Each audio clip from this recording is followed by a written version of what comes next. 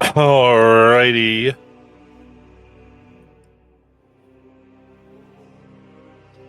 Welcome.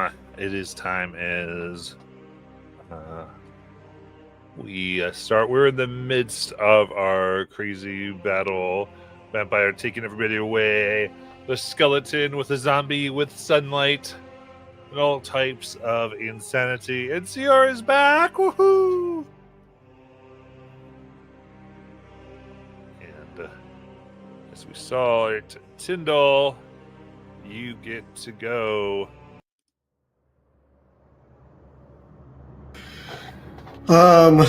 Okay, so Ag's upstairs. There's no way I can make it upstairs because I don't have that much movement. 5, 10, 15, 20, 25. I guess I could get partially upstairs. I'm also low on health. This fireball effect that's been happening, does it look like it's been going through, like, walls? It goes around walls. So as long as there's like an opening for the flames to go. Okay, so if I like got behind open doors and such. So if I got behind a closed door, I could potentially avoid it. Yes, depending on where it was set off. Okay. So for instance, on the map, let me show you, just so because I'd rather it be clear. Like, let's say you got behind this door.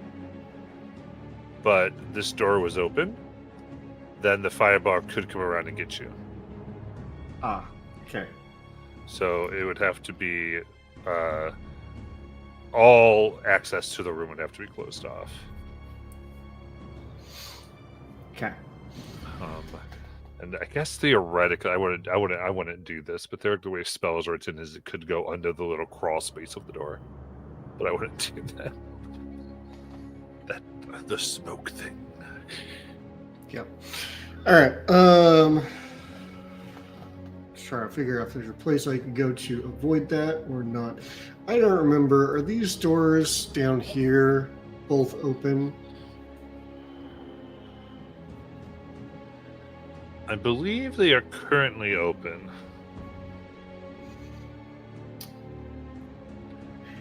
Closing and opening and closing of doors is really hilarious right now in this particular battle. Yeah, because it's complicated. So I never got how much fun doors would be in D&D. Yeah. Doors as a battle mechanic. Only one object interaction is rough because I can't open and close the door. I mean, we already know that they're like the biggest villain in most games anyway. Now when we make an encounter, there's a bunch of doors and having to switch weapons. Oh no. Terrible idea. That's miserable. It's great, so much economy. So much teamwork. Yeah. Okay. So can I don't quite know how steep those stairs are. I know I can get to there, but if I made it to there, would I be able to? I can't see Strahd at all. That's a problem. All right. Well, in that case... But you can see me!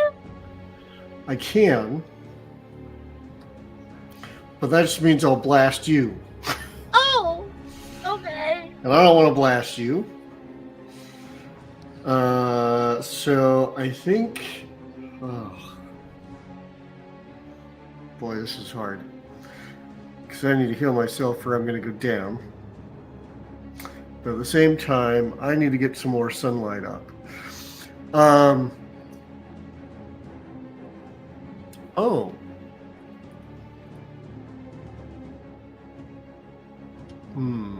That's a bad idea. Okay. Yep, I need to heal myself more than anything. So, I think Tyndall is going to open the door. Yeah. and move basically as far as he can away Okay. from the rest of the group. So that he doesn't get fireballed, or at least is less likely. And then he's going to invoke his deity to use his divine intervention for the day. And he's just going to use it on a 5th level cure wounds for himself, so he can get himself back up. I'm about to die. Help me! Well, I still have one big spell left, and I don't want to use it for cure wounds because I want to use it for sunlight. Gotcha. So that is going to be what I do. Boy, and I just rolled like crap. That's okay. Wow, that was really, really bad. Okay. Did I even roll the right one? Oh, I rolled mass cure wounds. That's the wrong spell, brain. No wonder it felt so low.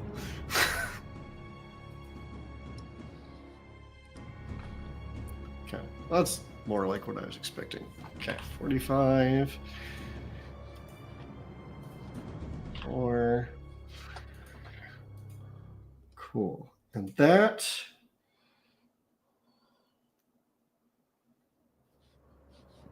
is my action. I can't do see invisibility because that's also an action.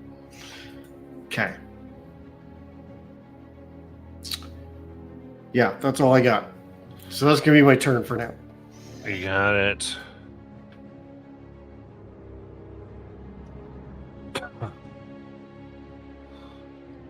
All right, so drift globe's outside, yeah?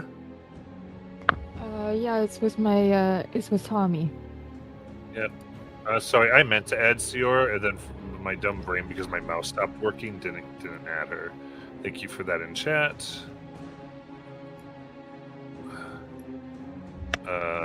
So perfect. Sior, let's go ahead and just give you your turn, and then we'll go. Because you have technically gone before Tyndall. Let's just get you in. Okay. So I'm trying to evade fireballs, apparently. I mean, not right now, but yeah. No, right. But Well, yeah, like there has been fireballs cast several times. okay. Okay, I know where Tyndall is. Do I know where the rest of my party is? Yeah. And I know that there's 2 spawn here that we're hiding from. Yeah, you know that. My goodness. Egg, jeez. Egg got dragged upstairs by an invisible force. Okay. Do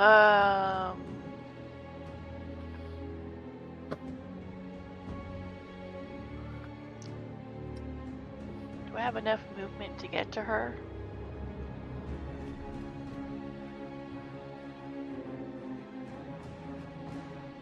I'm gonna go upstairs to Egg, so I'm guessing 5, 10, 15, 20, 25, 30 would get me upstairs.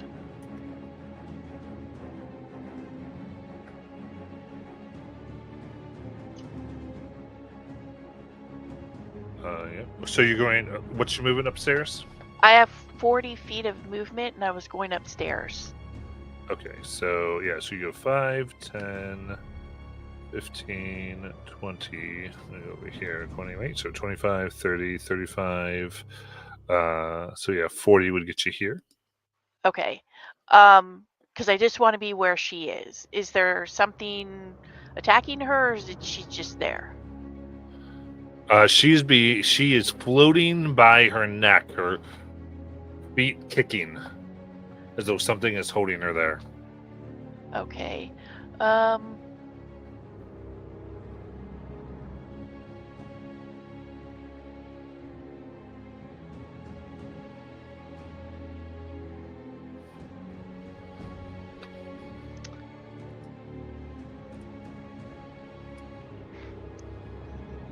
I'm gonna use my one use for today of see invisibility. Do I see anything holding her? Indeed, you see Strahd. Oh, okay. On that note, I am going to shoot at him with my bow. All right. What was the extra economy of seeing invisibility? Anything or? Let me see. Oh, it's an action, so I have to wait. Okay.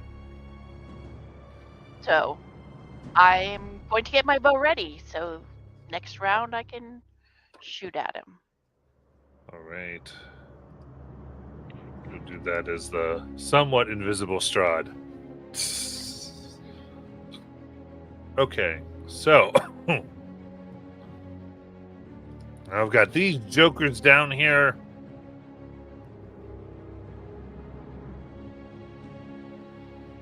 They each take 20 radiant damage from Tommy, the sunlit zombie.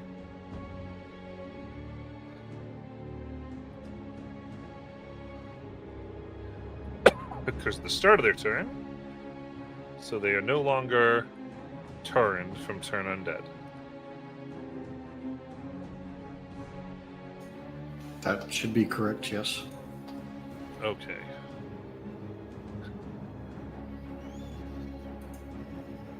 So then this one's going to run out of the sunlit room.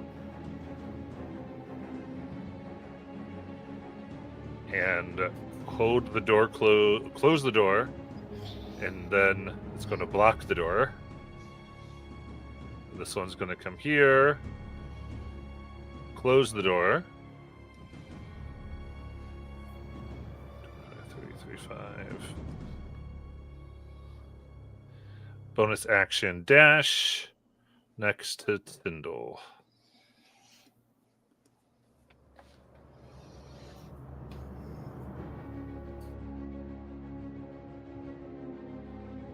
Does that all sound right to economics? It's going to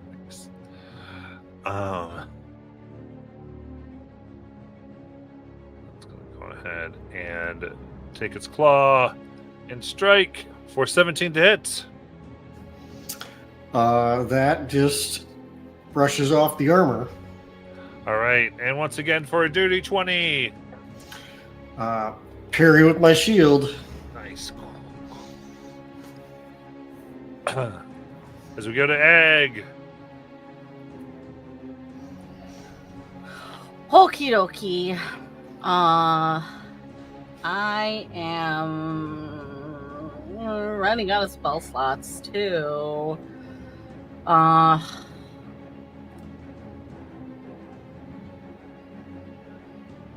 am going to. What do I got for bonus action spells, real quick? All those will not help me. That's okay. I'm going to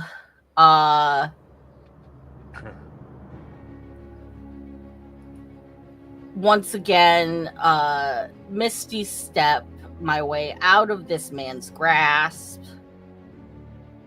Where did my Misty Step go, so I know?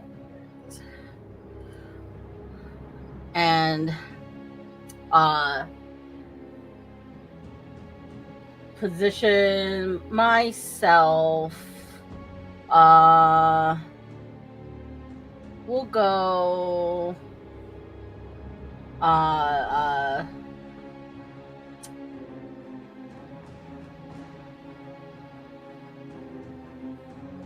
we'll go like right there against what I assume is like do these go up another floor too? Yeah. Okay, well then at the base of the stairs. All right, by that door. And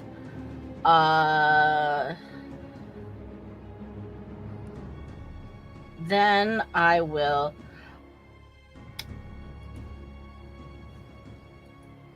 I just need to double check the free casting of my, because I get a free casting of Find Steed, so I'm not 100% sure if that means I can cast it, even because it still costs an action to do it, Right. but like on like the casting of multiple spells, right? As long as it doesn't take a spell slot, It doesn't. then you're good to go. Okay, so then I will do that. I'm going to summon Shatter Spike between the two of us. Where is my token for Shatter Spike?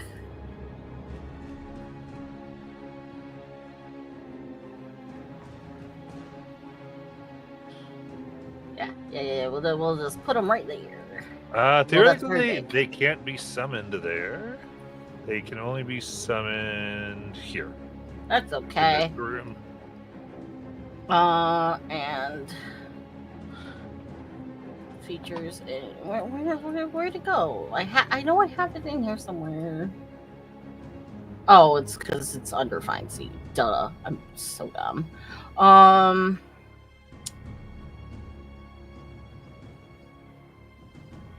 The horde Okay. comes. Ah! Yeah. And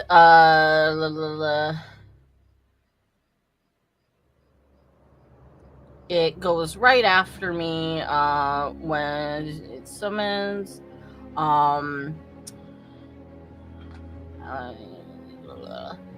It is going to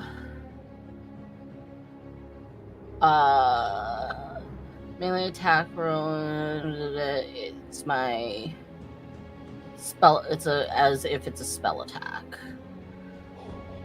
So that is, if I can find one of my Okay. spell attacks, it's Attacking plus is going to 9. be disadvantaged because of Yeah. invisibility.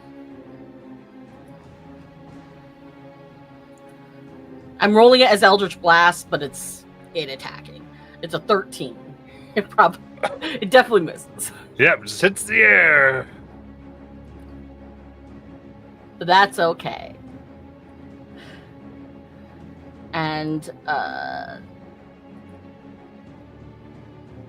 it only gets one attack, and that's okay. It has done something. Got it. And I'm not being grappled. True.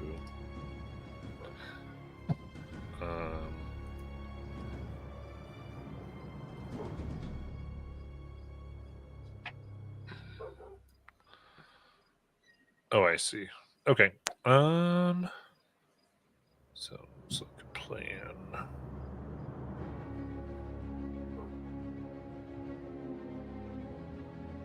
You're not being grappled. Then Strahd. This legendary.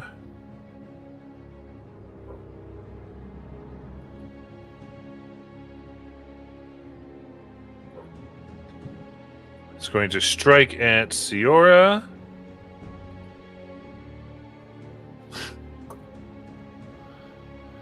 Alright.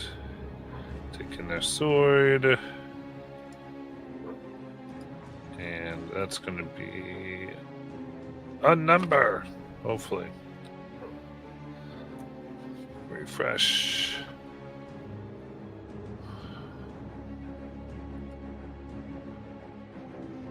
Let's try that again.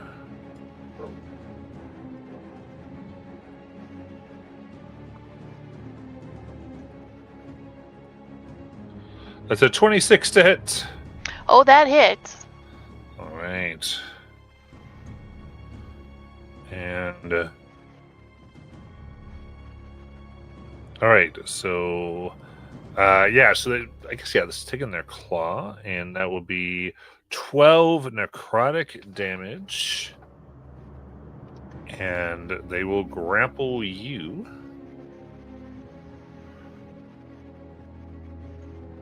So, Egg, you see Sierra get picked up by invisible force. Your necrotic is halved. Oh. Okay. Yeah, you're within 10 feet. Then we'll go to Laylas.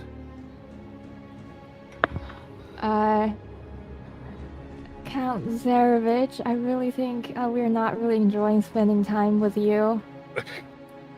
That's not very nice. Another psychic glance. If he's within range, I think he is still. Yeah, it's like 120, isn't it? Yeah. Yeah. It's intelligence too. Indeed. It's only a 15. Oh, fail. And I'm trying to remember his legendaries. Because you've done it twice? Is this the third time? I think so, yes. Okay. So then you use the legendary to succeed against it. And 18 psychic damage. That's the damage. Nice. And what kind of, I guess, is the window over there like, do I have to climb to get to that window, or is it like first floor so I can just... The windows that are pictured on the first floor are on the first floor. Okay, so can Tommy kind of like climb out of the balcony and get there? Yeah. He's going to head inside. Okay. So that's... Oh, I can't count. 1, 2... 3, 4, 5. He's going to open this door. 6. Oops, sunlight. Ah! And then you're going to dash. 1. Which side is the... Oh, so there's... The sort of switch have it. there, sorry.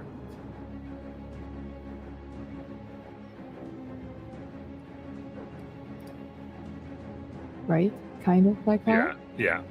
Okay. With the drift globe in his hand. Upstairs Absolutely. now. That's my turn. All right. So, legendary action.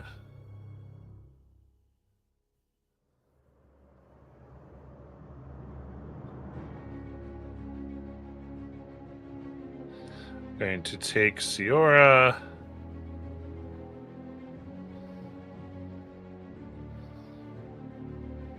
Over here, out of the sunlight.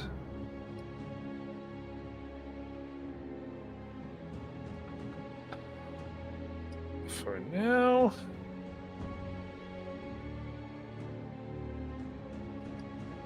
And then we'll go to Siora. What do I need to do to try to break his grapple? Athletics or acrobatics?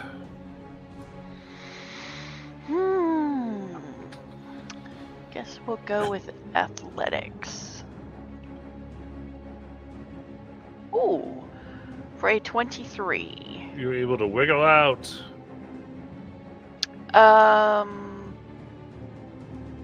Okay, so that's my action. I'm going to bonus action, disengage, and run out the doors. Nice. So he has to come back out here to get anybody.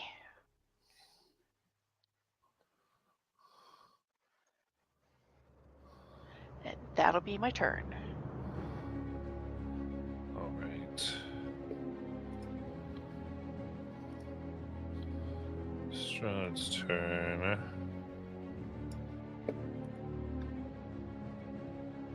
Let's see these options.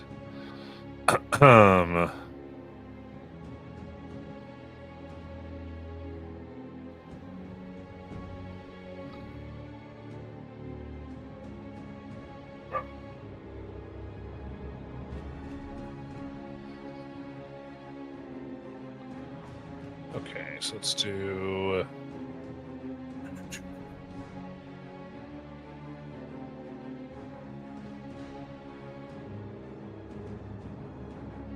This recharges first of all. Nope. Okay.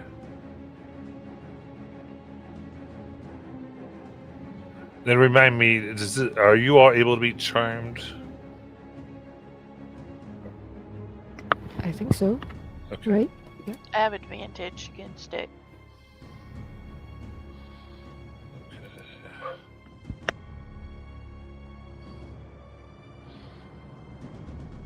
Um.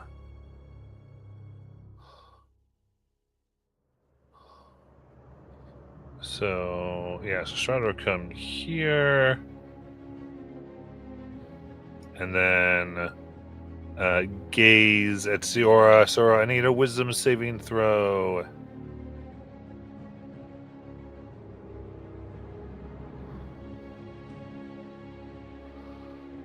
$22. Oof, you resist the guiles. And now everyone else Strahd's invisible at the moment, I believe. So then he's gonna come on out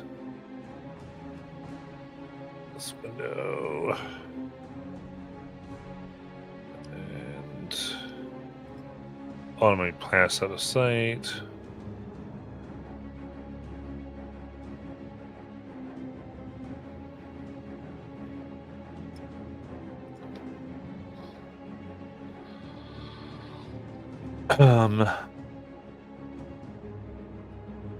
And then we will go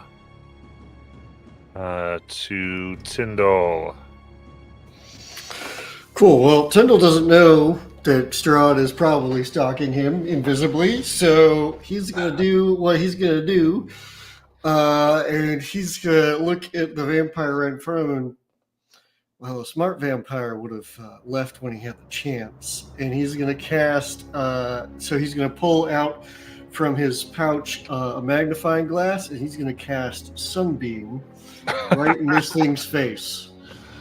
And so now he's surrounded with 60 feet of sunlight, 30 foot bright, and another 30 foot dim. And I need a con save from this vampire because I'm going to shoot my beam of light at it. So sunlight's around you, and then you've got your beam. Amazing. Yes.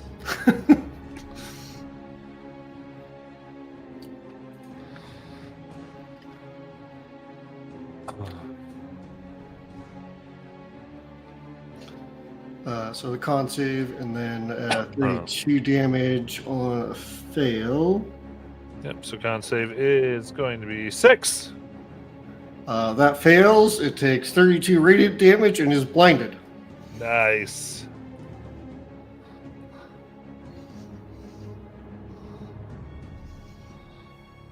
Which means I can actually, because now it's blinded, it can't op attack me.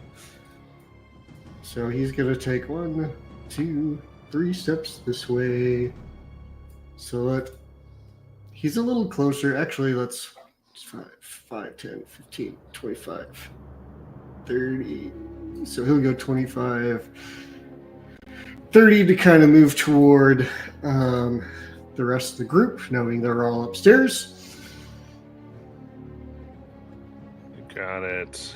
And that's going to be his turn.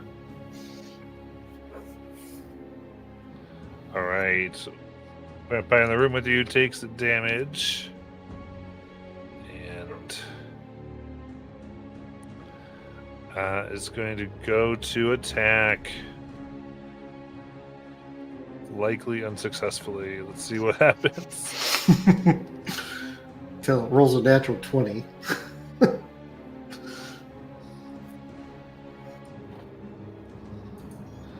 Yeah. Let's see here. 24. 24 hits. All right. That was a disadvantage, too. Oh, dear.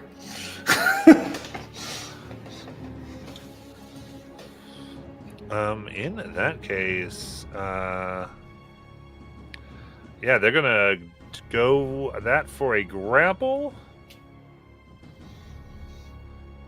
and actually, no, they're probably gonna miss you. No,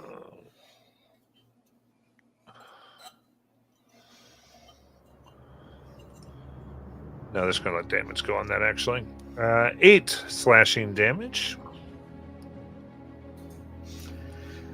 Cool. Change you make a con save. Just barely. That was the lowest roll I could have made, and still did fine. Nice. And they will miss. And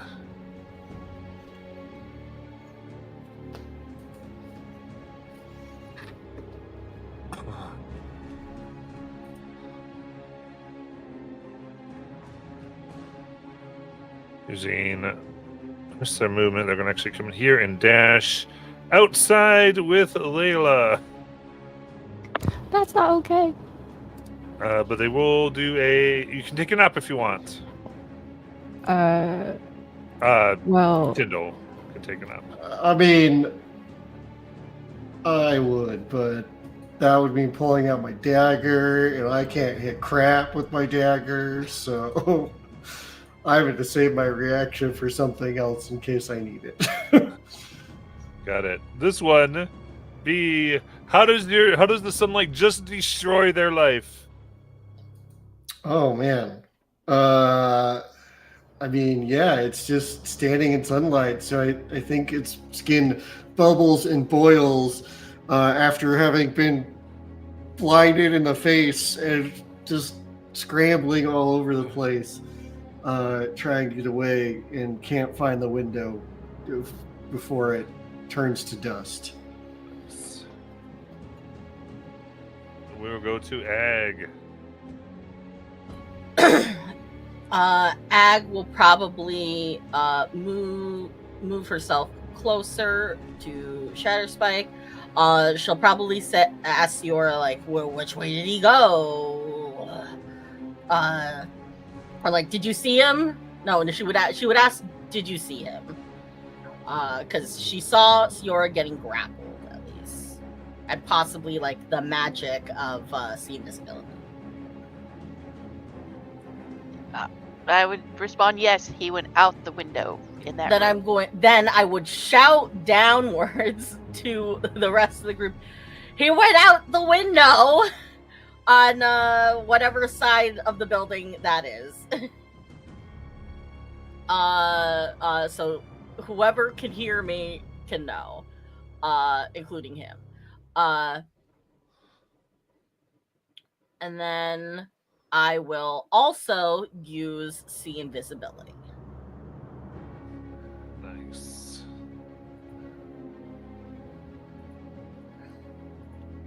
All right, they don't seem to be in the room with you. And we'll go to Laylas. And then Shatterspike's gonna move closer to me and use healing touch. Oh, and nice. Then it's done. Trying to figure out how big this house is. I'm going to guess he's still within my spell range. Twos. All right, are you doing? Yeah. Mr. Strahd, are you still around?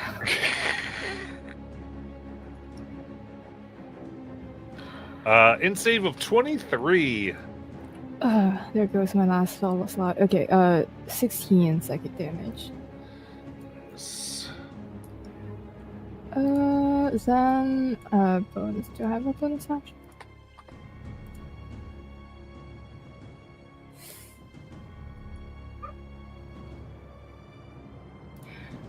I do not. So that's my turn. Tommy is going to... I'm not sure if Tommy can squeeze through everybody. He can try, I guess. 1, 2, 3, 4, 5, 6. Open the door. Dash. 1.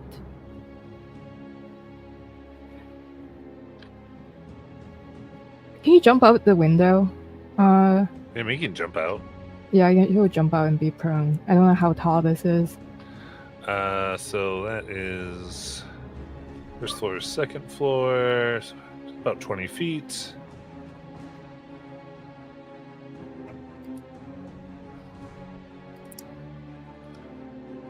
So that is 8 bludgeoning damage.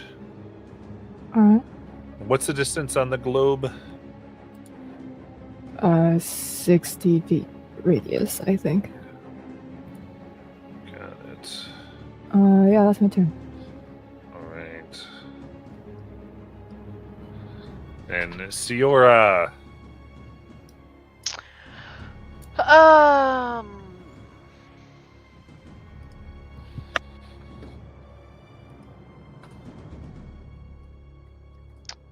Shoot. I guess I'll go back into this room and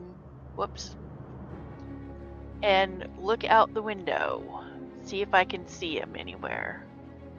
Out the window that Tommy Give jumped me a out of. perception check. All right.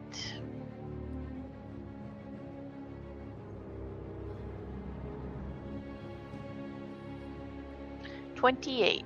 28. I would say you don't see them, but you do see like claw marks going up, recent going up to the top of the house, up from the outside. Okay, then I holler as loud as I can, so hopefully everybody hears me. It looks like he went up.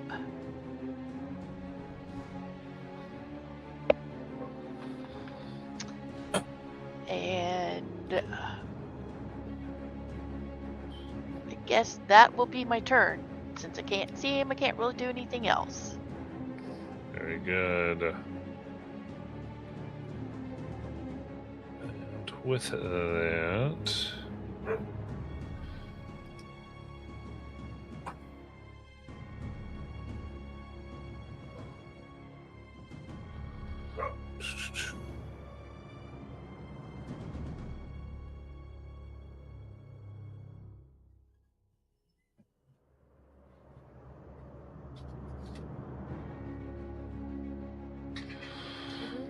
all right. With that, you hear shouted from top.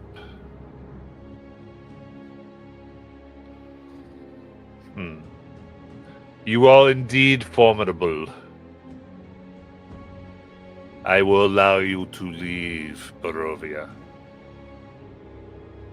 As you hear them run off and actually fly into the night.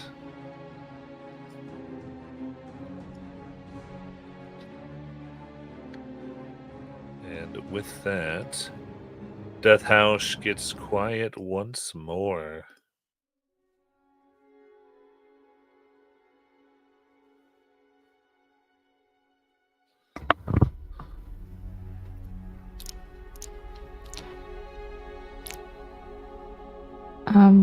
As the other Goodbye. vampire bursts into flames. Ah!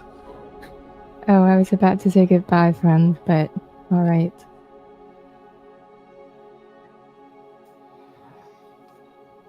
Just Tommy hit We're walking up to the ballroom where we left all those other vampires.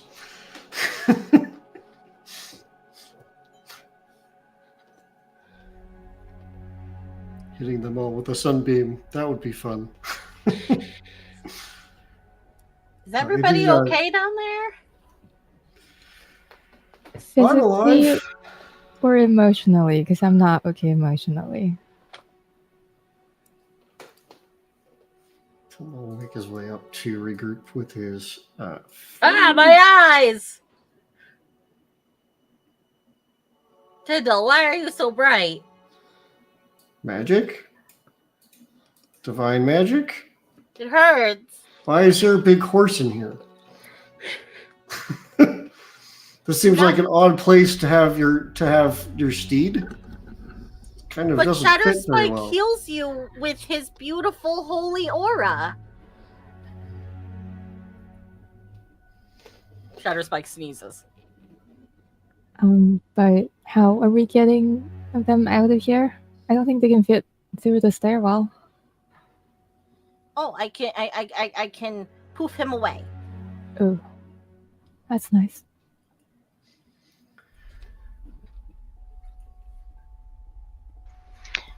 Yeah, let's do that so we can get out of here. I don't like this place. Right, he did say we could get out, but how are we getting out? Yeah, I was wondering the same thing. Well, he's gonna let us out, so maybe if we go to the place that we came in, there'll be some way there for us to get out. Maybe. Let's go that way and see. I guess we could ask Sarasunda how she plans to get out. Do we know where she is? I thought She she left. left us. She did leave. Oh, I thought we made a good friend, but it's very depressing. She said you were with her, and then y'all decided to intimidate Strahd. We did not decide to intimidate Strahd. I decided to intimidate Strahd. Yes, I decided to, but that's all right. Speaking of, is the rod piece reacting to any of this? Maybe it will make a portal or something. It does seem to be glowing slightly towards the mists and western Barovia. I think it's telling us to go that way. Yeah, so let's go that way. Yeah. Quickly. Bye, buddy, as I pet Shadow Spike's snout and then clap my hands together and it poofs in a cloud of vapor. Thanks.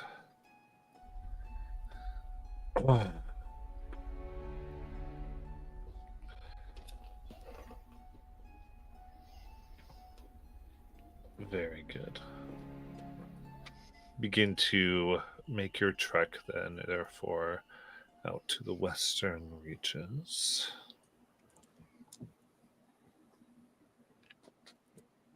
Anything on your way? Oh, on the way out, I think Ag would want to just like at least see that the kids are okay.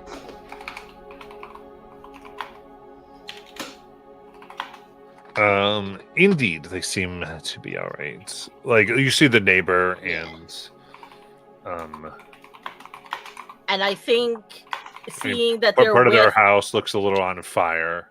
yeah, But you actually see a wind blows and the fire goes out, and you can see the pieces of glass on the ground go back into the windows and heal themselves.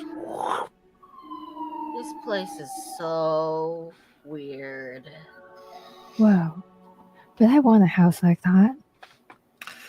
I want to know how they did that. I'd love to enchant my library like that when we get back to that my brain has forgot the name of the world. Alexandria. I wonder if it's like a time thing, a read-write thing, or like just like regular mending but fancier.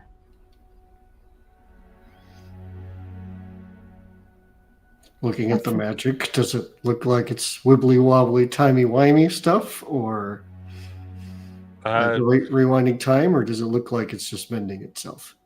A little bit like time, as though no time had passed on any of the things. The claws marks all gone. Oh, that's weird. Definitely looks like time magic. Ooh, imagine all those time magic people in the dynasty if they see this. Yeah.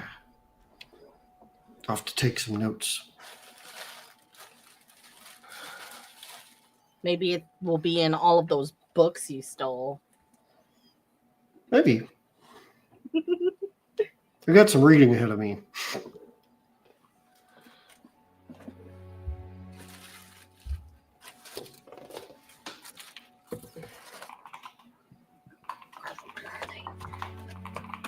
Oh, there's my pen.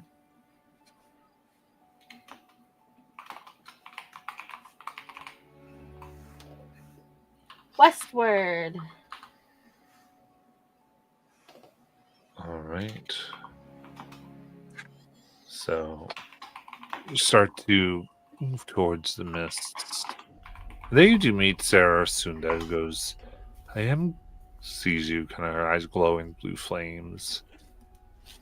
I am very happy you survived. I would not have challenged Strahd the way you did so openly. Dark lords are mostly meant to be avoided. Yeah, well, he was not very friendly.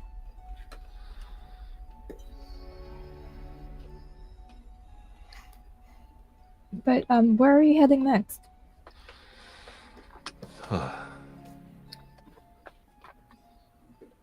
Oh, it seems that a new realm has come from a place called Exandria. The mists have created a new home. Oh, like a domain like this one? Yes, I heard. Have you heard about? I've heard the dark powers have a servant there. Have you heard about what it's like? Like, are you heading there to look for your, family? Indeed, I'm there to get information about it for the Order. See what we can do to. We can't fight against the lords, but there's ways we can keep those who would do evil under their guise in check. Right.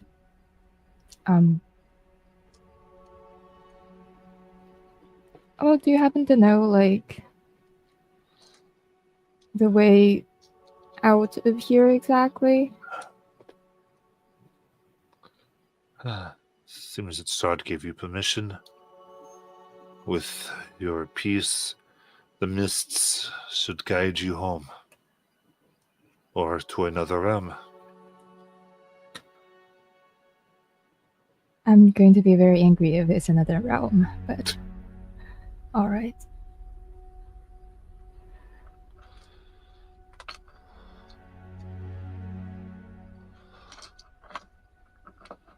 So, what is this new domain like? Have you heard?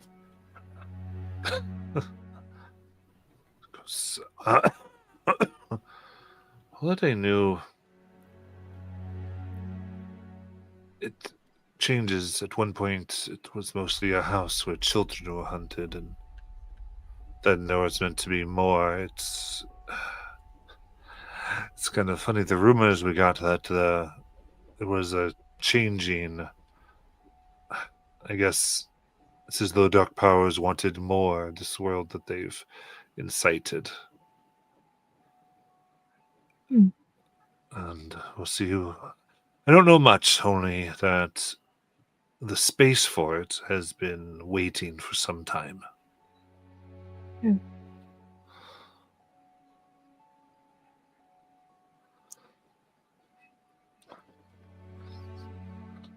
was once rumored the place called the Deadlands. It might still be pieces of that. It's hard to tell until we're there and who the lord of this place may be. Oh, the Deadlands. Sounds very homey and cozy. Sounds like everything's dead. Place you might want to come someday. Probably not. It's horrible. It's probably horrible. Everything is horrible. Right. Miles are we. But if you ever wanted to join us to keep the peace, to help those who experience evil outside of the Dark Lords of their domains, we would be happy to talk to you, Leylas. Oh, maybe after I'm done with this, Lich God trying to take over the multiverse thing. Fair enough.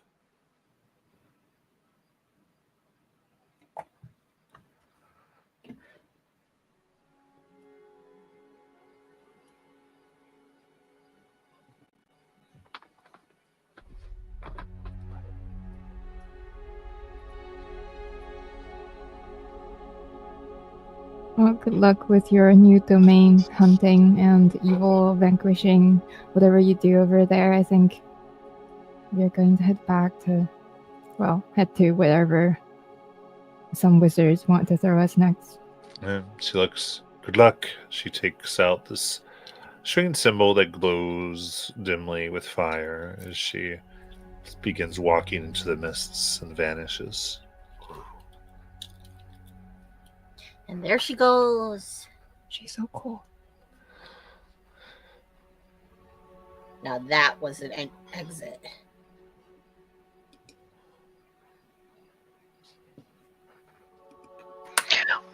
Well, let's try to make ours. Right. Good idea. Good idea.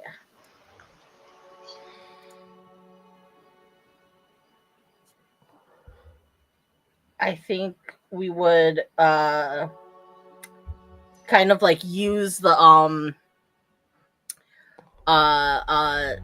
the piece of the rod that we had gotten as like a little sounding beacon of the direction we go through. Does it start beeping this way? Does it start beeping this way? As we wander into the mist.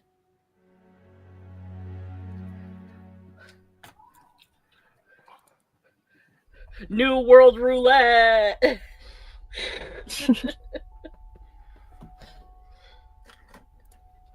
All right.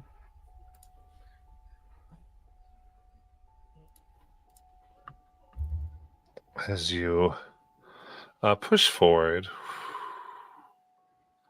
and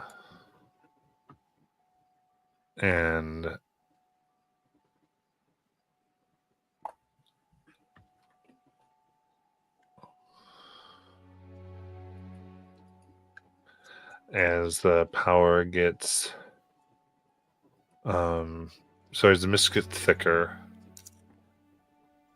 you try to focus, and then finally they part, and you find yourselves once more in the sanctum of Illustrio. As they turn, and Tasha gives a silent golf clap at your arrival and nods her head. Oh, good. We made it to the right place.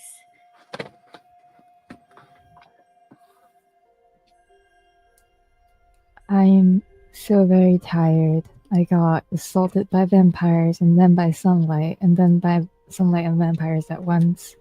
And your portal didn't work at first, by the way. Didn't it work? No. We had to fight a very creepy vampire. Oh. Then I will give you a more enthusiastic clap. Good job. Alright. Oh no, you had to fight something. What do you think this is? I don't know. Play fetch with wizards. I hate wizards. He looks at you for a second. Aren't you? Yes, I kind of hate myself right now. Why do I need to save the world again? Strahd was a wizard too, so I understand. But he Right. is a wizard. Right. Well, do you have any idea where we're going next? Well, looks. She says, I think we have found the location of the final stone.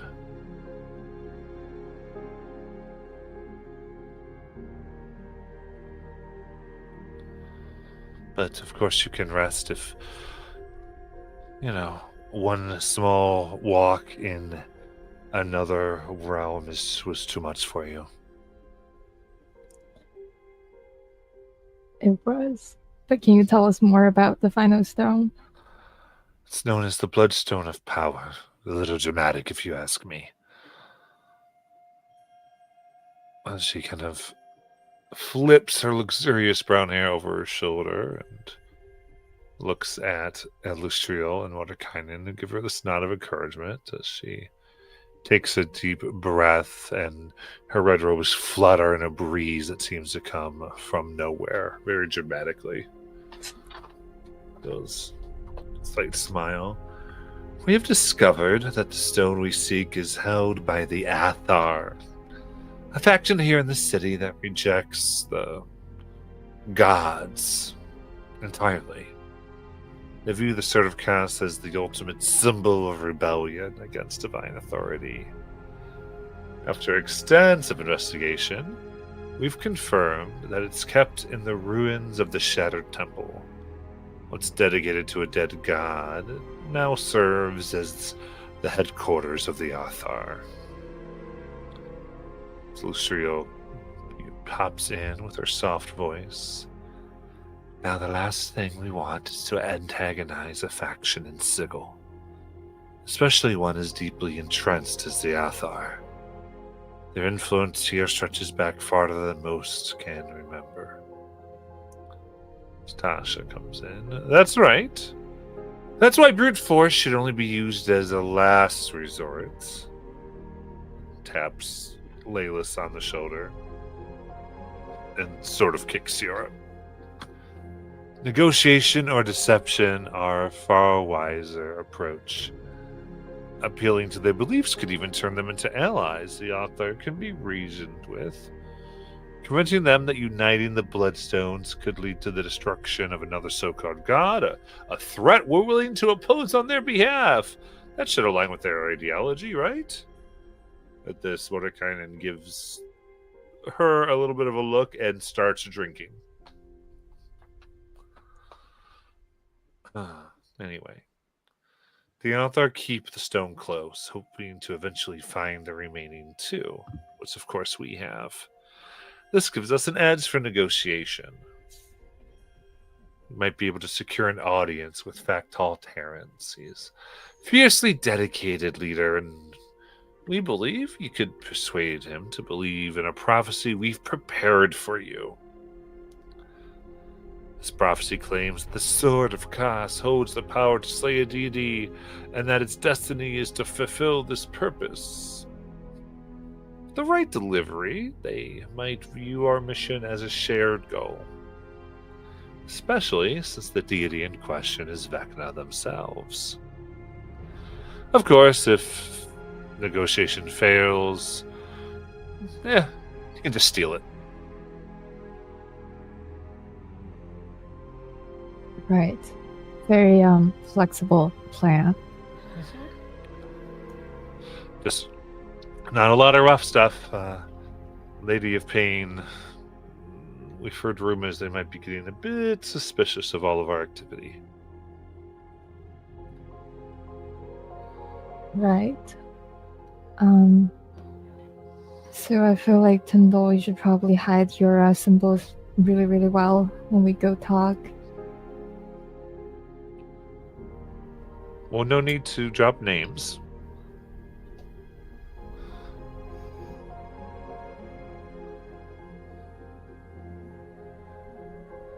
So you want us to have a safe place for you to come to should things get, too rough.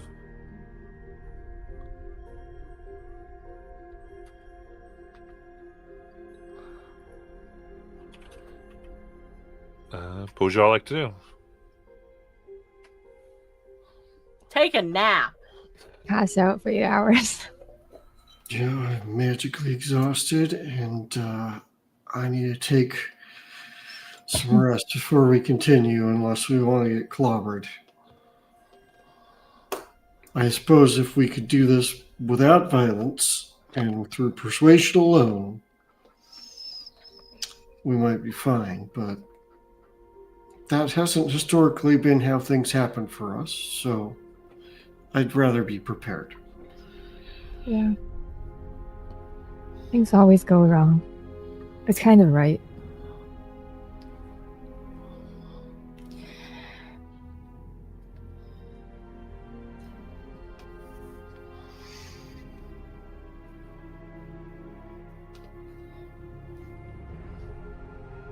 So tomorrow, maybe we go talk? Sounds like a plan.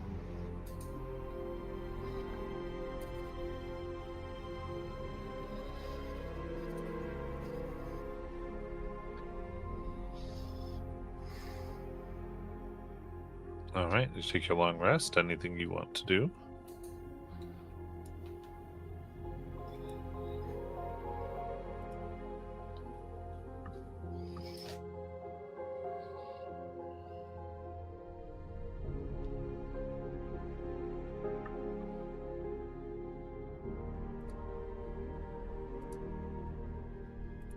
Is there anything? Is there anything we could, I don't know, look at about this faction we're about to go meet, aside from what they told us? Or...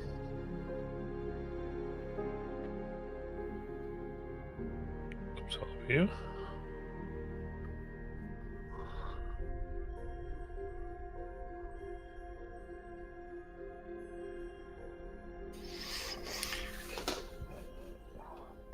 Perhaps we should visit some rumors and start spreading this prophecy around as a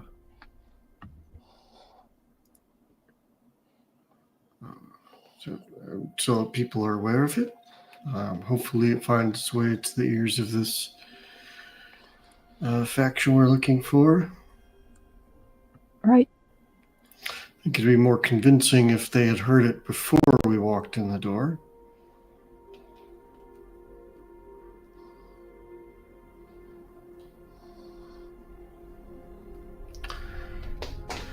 I can't say I'm the best at spreading rumors, but I'm sure between us we can probably find enough to be able to get things moving.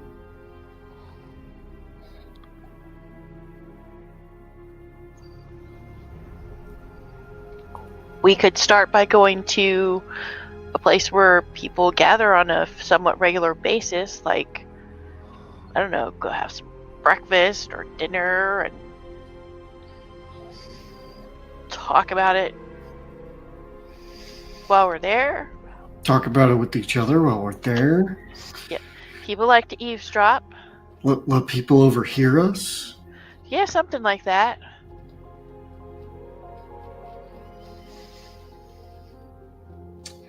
I think we should probably find 2 or 3 taverns, see if we can't get that rumor flowing around. Give it some time for it to make it to their ears. Maybe a day or 2, and then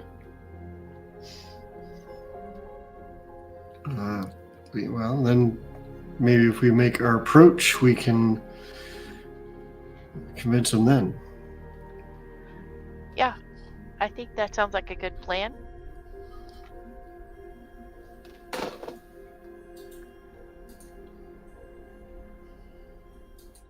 Yep. So, let's go find a tavern. Yeah. All right. So this is after your long rest, then. Yeah. I was assuming, but I don't. Okay. I don't know. I just want to make sure. Yeah. At least for me. I want to take a long rest, guys. Yep. Just in case we, I don't know, start a bar brawl or something. Yeah. So for a tavern, because the places of interest nearby the area are the following: there's the Infinite Biscuit. This is a bakery. The Generous Coin, which is like a mercantile exchange. The Soused Duck, which is a tavern. The Whispers Wardrobe, which is a clothing shop. And then the Wailing Box, which is basically a musical store with instruments and soundscapes.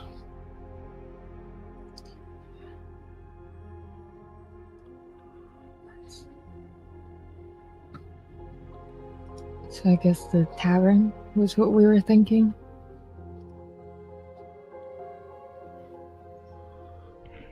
Yeah, let's start there. I'll do seeming on us so we don't look like ourselves when we go spread rumors.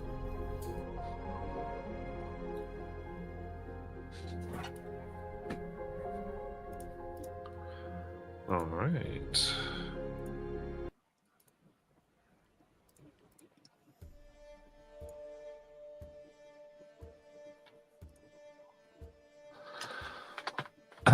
In that case, you go to the South Duck, which is owned and operated by this young elf. She introduces herself as you come in. Like, hello, Indamel. welcome. And you can see this is on the outskirts of the Shadow Temple district. Mostly.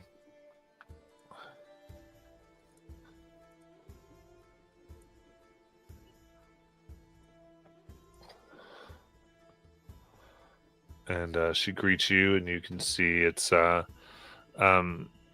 kind of quaint, has a lot of various imagery and philosophical books on the shelves as kind of a almost wallpaper around, as she mostly serves all types of alcohol, but very specifically the meals she has are different birds that have been cooked all from various places around the planes of existence.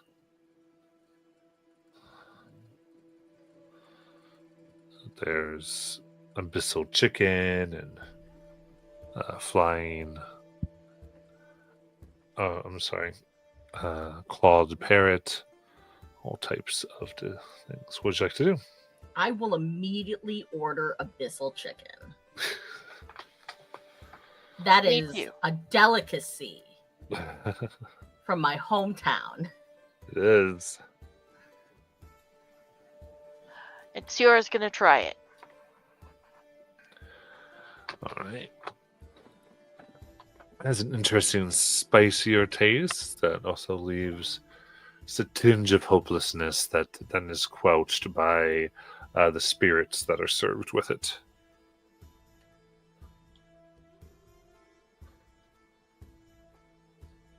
I'm telling you, Sior, it's great when like you're really, really hungry because it makes you depressed, then it makes you drink more, then it makes you eat more. A vicious cycle, huh? Mm-hmm. It's great.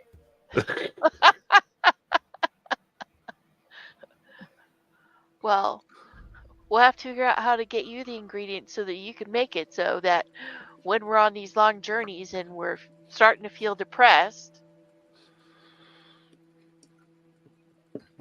Well, all I really need is a couple of abyssal chickens to constantly lay abyssal chicken eggs. Okay, where do we find those? Usually along the Blight Shore. Oh, so that's gonna be tough then. I was thinking Abyss, but okay, that sounds more reasonable. You would think that. Mm-hmm. I'm not very familiar with, Blight Shore and things like that. Well, the weather sucks. Sometimes it's acid rain, sometimes it's glass rain. Sometimes there's things that attack you out of the sky or from underground or pull you into the waters and ravage you. That just sounds like everyday life at this point now.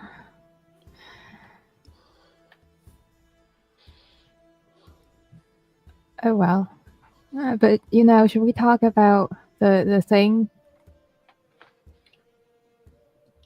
Yeah, what was that? What was that? Like a sword that could kill a god? Really? I know, isn't that super cool? Sounds like a sword I could use.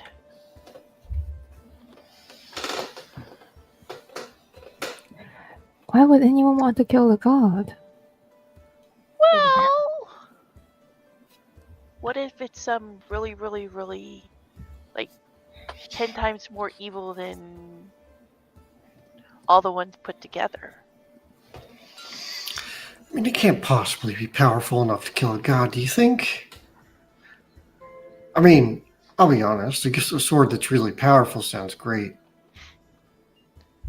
Well, but wasn't there some sort of prophecy about the sword? When we mention prophecy, I'm going to order around so like the barkeep comes over to us and hears us talking about this. Okay, yeah. So they're over as you're doing this. Yeah, because if there's anything I know about bars, the barkeep is the biggest gossip. Yeah, as you're saying this, like, oh, sounds like you've got quite a thing. Well, have you found some artifact? I mean, we're doing some delving, some adventuring, and we find this etching of this prophecy about like a sword that can kill a god. Really? Yeah, we were and like theorizing. where is this? Like, do you know where it is? Is it just like it exists, or it? Well, Is like there a way to find it? it exists, and there's like pieces of it that you gotta find and put together, scattered throughout. I'm gonna assume the multiverse or something, and like it just feels, potent. And we were thinking about like, what kind of god is this supposed to kill? Is it like any god, or is it a specific god? And we're kind of having a debate about it. Oh, so it might be tuned to one. Okay. Interesting. And so you're out to kill a god with this thing, or are you just like casual? Well, it'd be pretty cool if we found it. Like casual deicide, or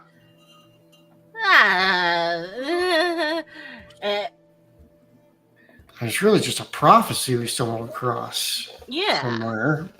Do you know how it is around these parts? Prophecies left or right in the city. I mean, that's true. I don't know how much I believe it. Oh, so you don't really think it's true?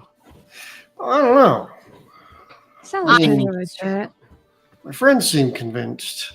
I don't know. We've heard so many of these things that you never know which ones are true and which ones aren't. Yeah. I mean, are you going to figure it out? Well, I suppose that would be our next step here, is to see if we can't find any evidence, but maybe we'll find these artifacts that it speaks of, and that could maybe verify it. But I've heard that we have heard that there's some organization in town that might have one. Do you remember? I think, yeah, them. I've heard that they might have something along those lines.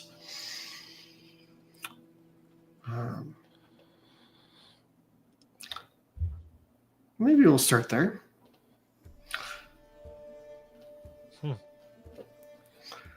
Yeah.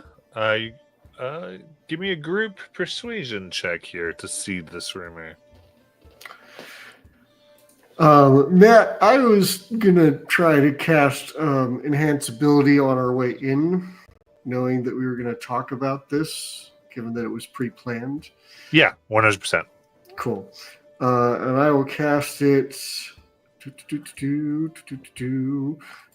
How high of a level do I need to cast it to get all the targets plus 3? This one. Cool. Fifth level, so we all have enhanced ability. You all have advantage. Okay, I'm going to do borrowed knowledge. Borrowing a bit knowledge on how to talk.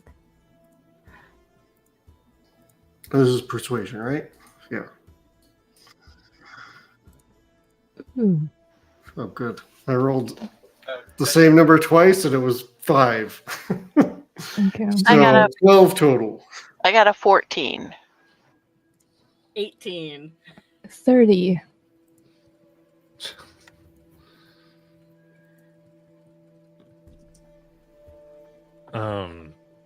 All right.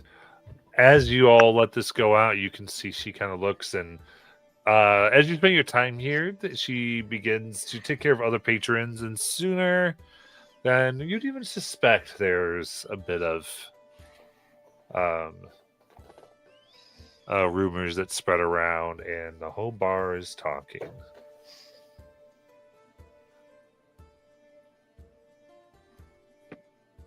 And you said you got a 30, Laylis? Yeah. Laylis, here in Sigil, such a thing is rewarded. You may officially add rumor to your spell list from Valda's. Nice. Oh, Nice. Such a my great spell. favorite spell. Oh, I was really wishing I had the ability to cast it for this.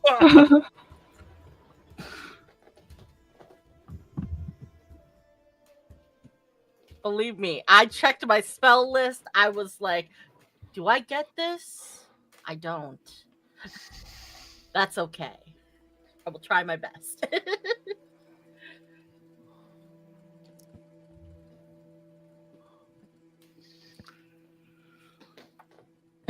So then, I don't know where we're going next, but wherever we go, I'm going to be a moving orb with rumors.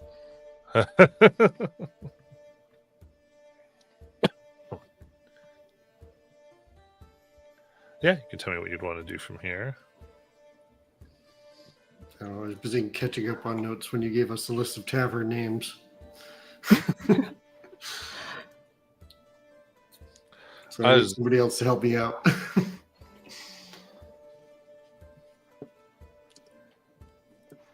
I don't remember them all either. I was going to ask him what were some of the other places.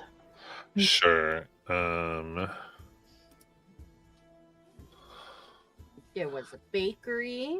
I Yep. know there was a mercantile place. Let's We go go- to the bakery. We gotta do the bakery in honor of Zill. Exactly. The Infinite Biscuit. Yeah, let's go there.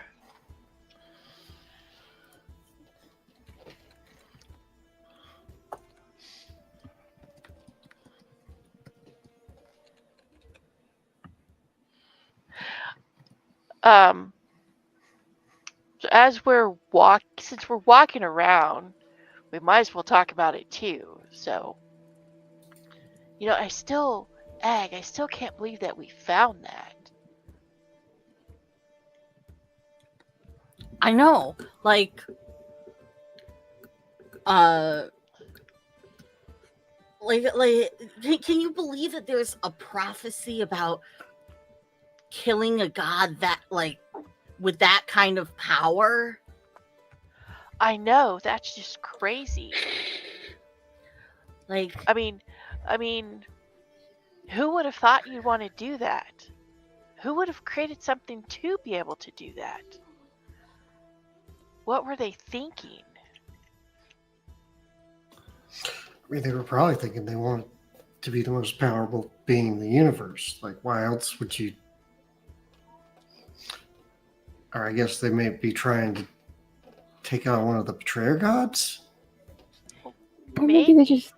sounds like they want to be better than all of them combined.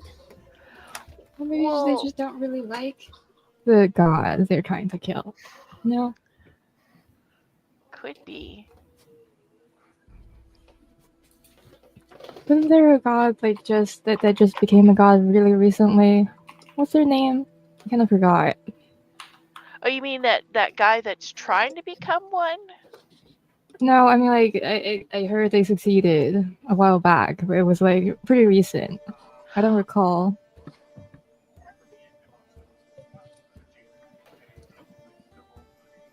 He's probably not important. Wait a minute. Are you talking about the half god? What half god? The one that Chum? Or are we talking about the necromancer dude? Oh yes, right. He was a necromancer dude. I hate necromancers.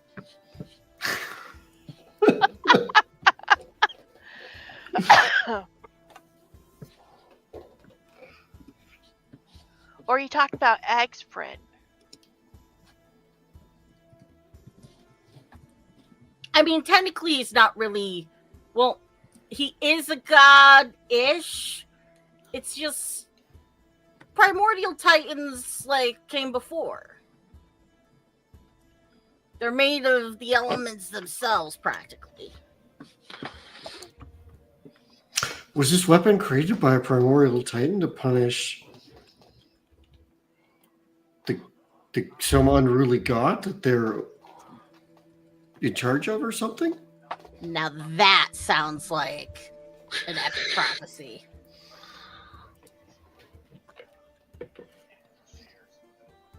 Which made sense because the prophecy was literally carved into a stone wall.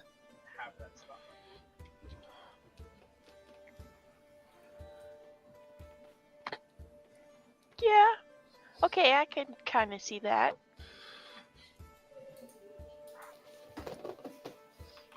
Very nice. So as you're doing this, Laylis, are you laying out the rumor spell? Or are you- Yeah. Assuming we set at the previous time for an hour, so I can swap it out, I would start doing rumor all over the city.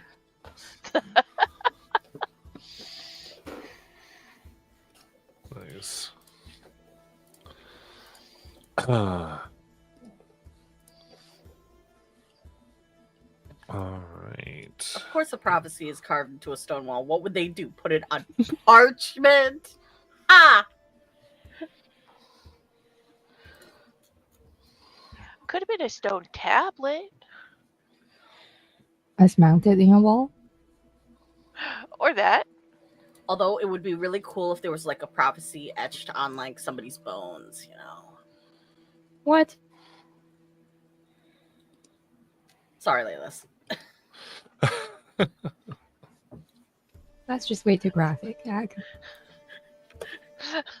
I walk over to My Laylis. gosh. Look at the back of her skull.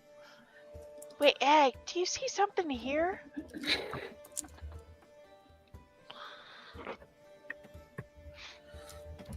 Picking up what Siora's putting down, I was like, yeah, I kind of do. No, that's just really creepy. Did that vampire do something to me? I don't know. We're Egg, do you have all, a magnifying glass? we're No, all but I still know Tino affected by does. seeming, right? Yes, we kind of are. So this is like poking the back of somebody's head.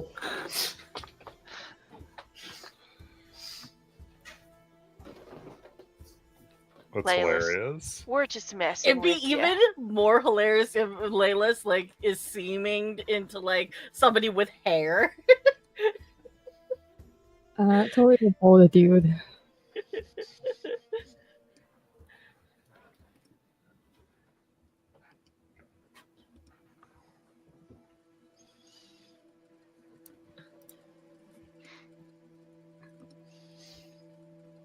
Yes, rumors spreading. Yep. Very Hopefully. good. Bakery. Yeah, coming up, you see there is a halfling coming up. Big smile, bit of a pot belly as goes, welcome, my friends. Here's you all like interesting stories you have. Chase it down. Let's see, kind of moves with such a wild thing. Might I suggest I have some limbo swirl tarts? Or maybe you're looking for something crunchy and precise. I've got my gear cakes right from my recipe in Mechanus. Or should you like spicy and a bit addictive? I have my abyssal spice rolls. Ooh, Egg, let's try those. Ag is down for anything abyssal. Yes. Comes in, they are made from the eggs of abyssal chickens, as well as various things, and they, as you taste them, they, before you get all the sweetness in, it is a pain spice that then is relieved as you are soothed. The most delicious sweetness you have ever had. It reminds me of home. You have a strange home.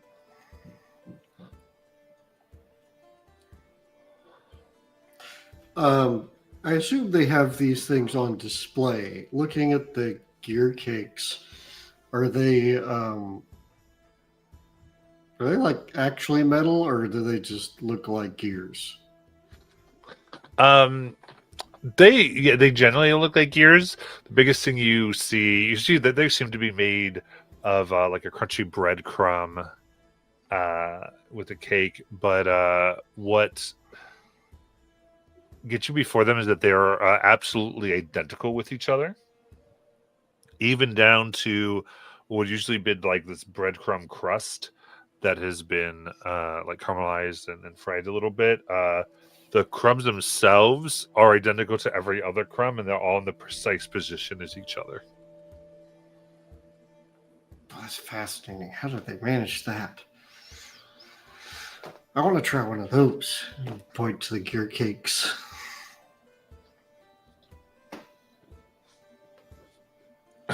Absolutely. And these will all be 5 silver apiece. Done.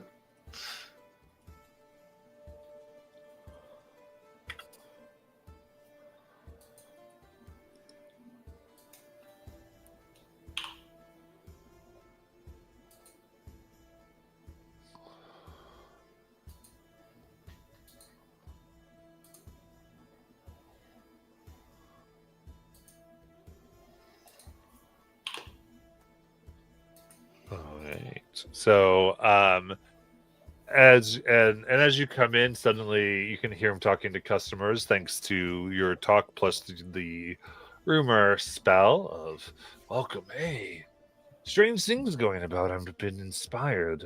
Thinking of making prophecy pie. You heard that there's a way to kill a god. Starts going into it. And you start to see it after a few more hours eating here. There's an inscription that he puts in icing around the pie. That's about what you've said. And it seems to have 3 central cherries that look like the bloodstones of Cass.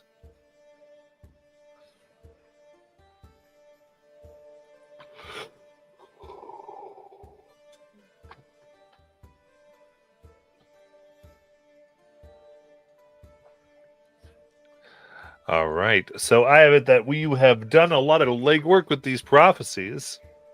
I don't know if there's anything else you wanted to do, or I think our work here is done.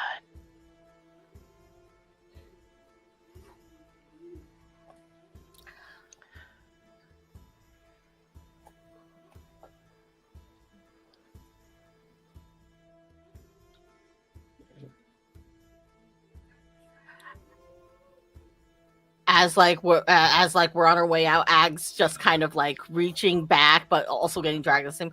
But I just want one more. Siora, no. As I get dragged out, you've already eaten 3. You're gonna make yourself sick. I understand that they remind you of home, but you're gonna make yourself sick. Tears. They're not really any tears going down her face. So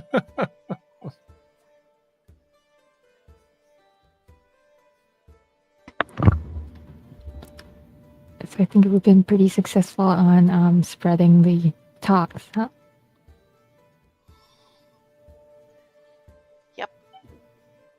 I think we've done a good job. It'll take a few hours for those to probably reach the ears. It spread a lot faster than I thought it would. I think it'll take a few hours before it reaches the ears of this Athar organization.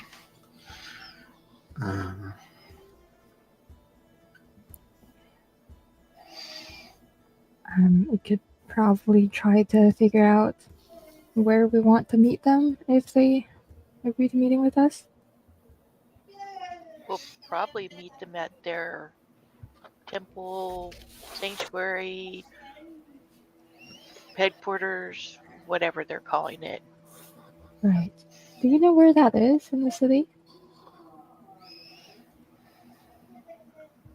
Yeah, you know, it's near the district where the sanct. Where the sanctuary is, Yes. or the sanctum. Well, so I don't know why I'm like my brain. What's that? Near the Shadow Temple. Oh my. Sorry, my brain just stopped. So like the Undercity where we went to heist the one from the Draco Lich? Or the Yeah, Undead you're trying to Dragon get or whatever? to the Lower Ward. It's in the Shadow Temple, and where you just are is outside the Shadow Temple district. This is the businesses you've been going to, just kind of that surround it. Oh, so where we're going is relatively nearby then. Yeah. Okay. Well, it should spread faster than I anticipated then. That's good news. All right. Then you just kind of continue as you continue wandering, kind of doing the rumors, getting yourselves acquainted. You perceive the hustle and bustle of the place all around. It's crowded with eclectic, well-to-do citizens from across the multiverse. Of course, humanoids of every shape and size fill the avenues. You see fiends and celestials share the same paths without clashing, some even playing chess here. You see fire and water elementals walking hand in hand. Storm clouds rain down sunshine of oil, of vinegar that then swirl together instead of separating. It's just more of Sigil itself as an enigma. And as you survey the surroundings here, a group of soldiers clad in spiked black armor adorned with skull motifs block your path. They are aggressive in their stance, which of course makes them pretty unmistakable of their intention. The largest one steps forward, their helmeted visage a chilling sight enough to haunt the dreams of children. As they say, "Aye, worlders, you barks are collectors of rare stones. Stones that can slay the gods. Stones that rightfully, I think, belong to my people. Now, no need to make this difficult. Hand them over, and we'll be on our way."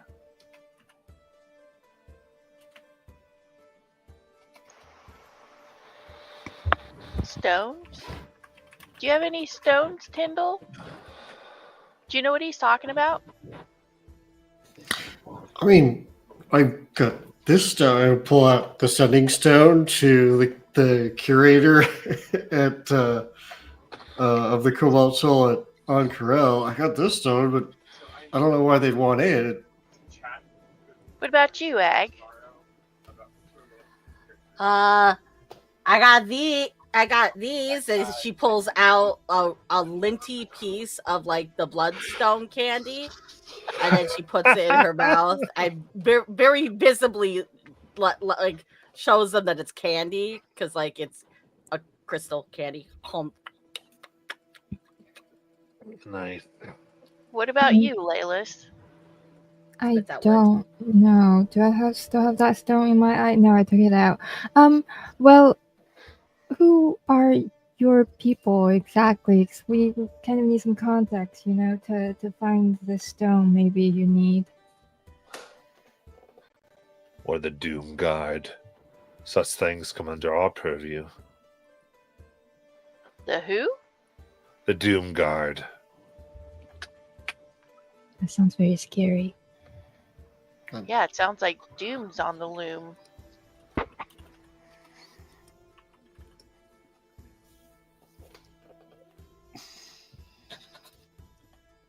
Oh, there's always something coming, and we're aimed to make sure that we're prepared.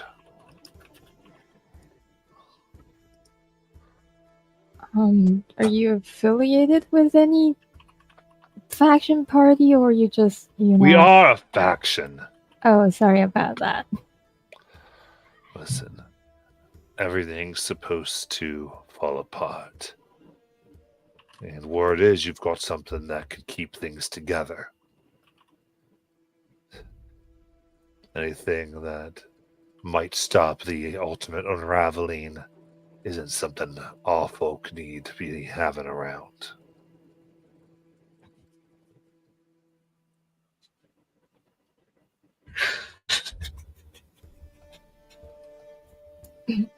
What? Sorry. Oh, do with the loop.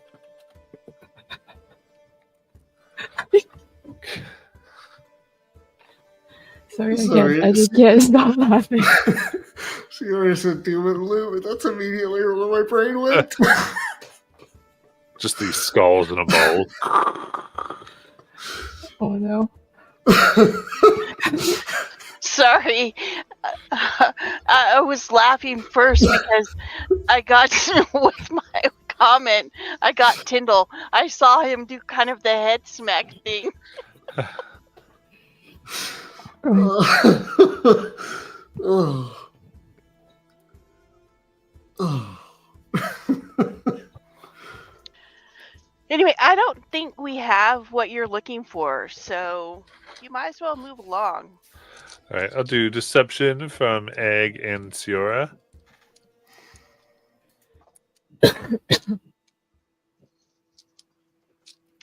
28. Wow. Okay. So 28, they kind of look.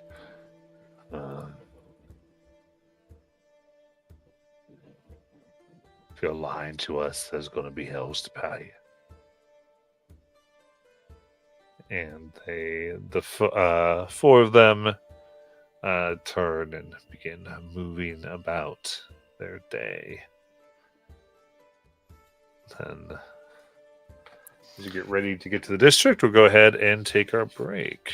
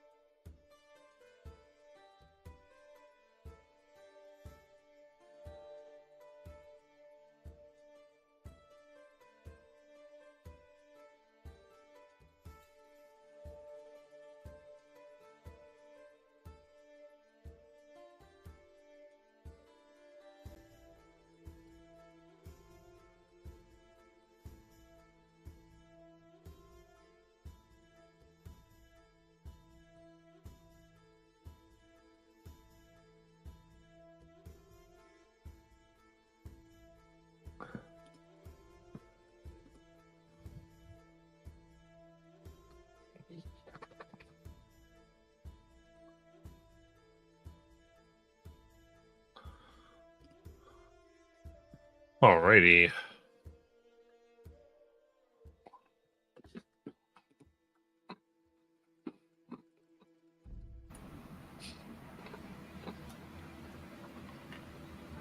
I wrote the prophecy. I see the prophecy. That's amazing.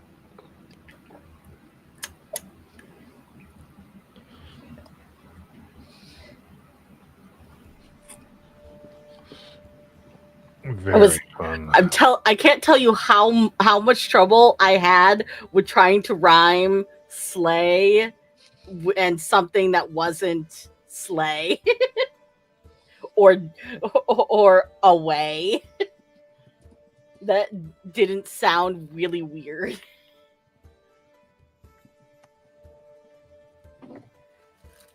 But I figured it out.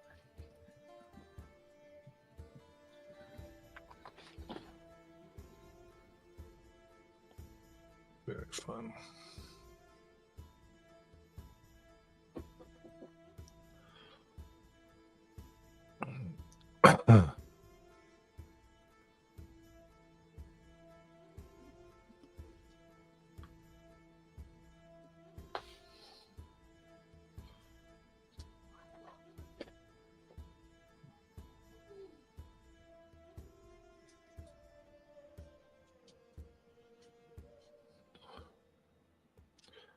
Alrighty. In that case,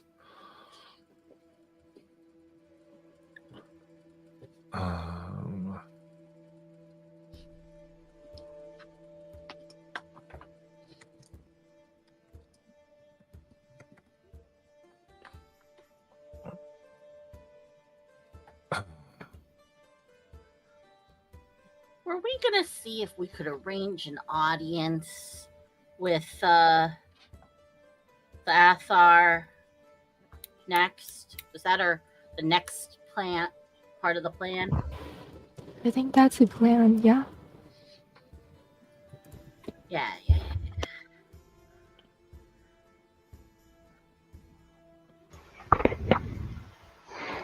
Egg. We need to make some more of those candies.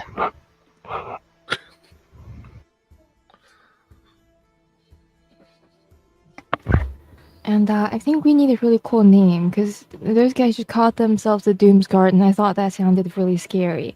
And I don't know what we are calling ourselves these days, but it's not as scary. We can Where's work the on that one? then. Yep. The Godslayer or something? I don't know.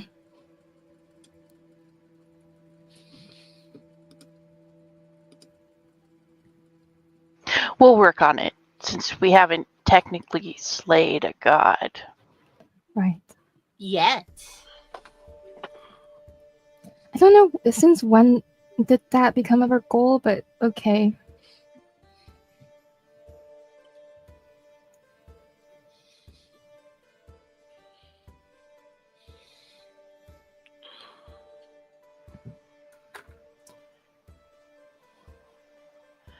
Our goal at this point is to stop someone from becoming a god? Really? Yes. from unmaking the universe is your over. Just to be clear. Yep. We'll unmake the universe. Multiverse. Yeah. Universes. Versailles. Okay, sorry. Getting down that rabbit hole.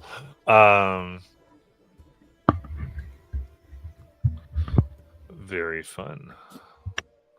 So, what would you like to move into the lower ward of the City of Doors, or is there another way you want to approach this? Anything else you want to do? Your rumors are spreading quite nicely, if you do say so yourselves.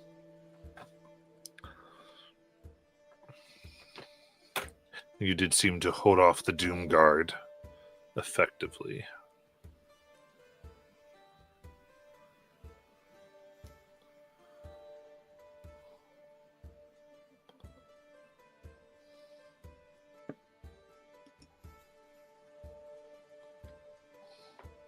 Yeah, I think we should wander around there and see how far the rumors have made it. And I said 5 even.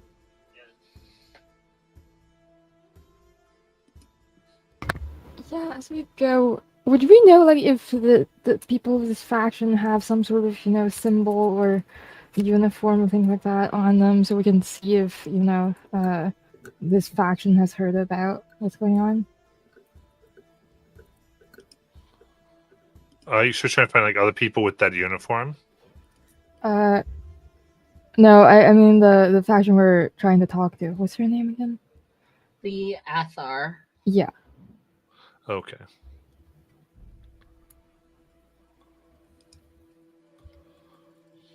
Gotcha.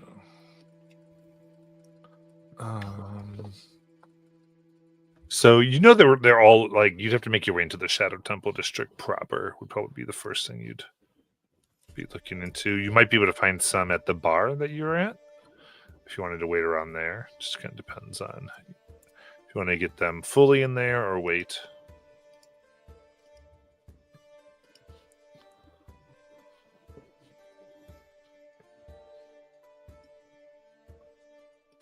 What does everyone think? Is everyone awake? I need to. I'm not typically never believe. I'm feeling pretty good about our rumors. How about we just head in and find out? Yeah. Yeah, I mean, our goal is to convince them to give us a bloodstone because we have the other two, right? Which we're not gonna explicitly tell them yet. Perhaps we convince them that we are the chosen ones first. After all, we found the prophecy. And perhaps found the sword, because that's part of it. Or we know of the god, at least. If they're super enthusiastic about getting rid of, Mr. V out there, maybe we can find an ally in them as well, not just get their stone, right?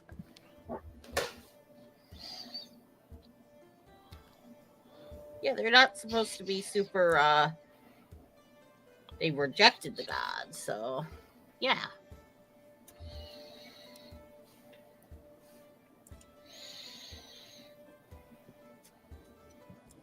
All right. So it's kind of moving into that area. Yeah. Yep. All right.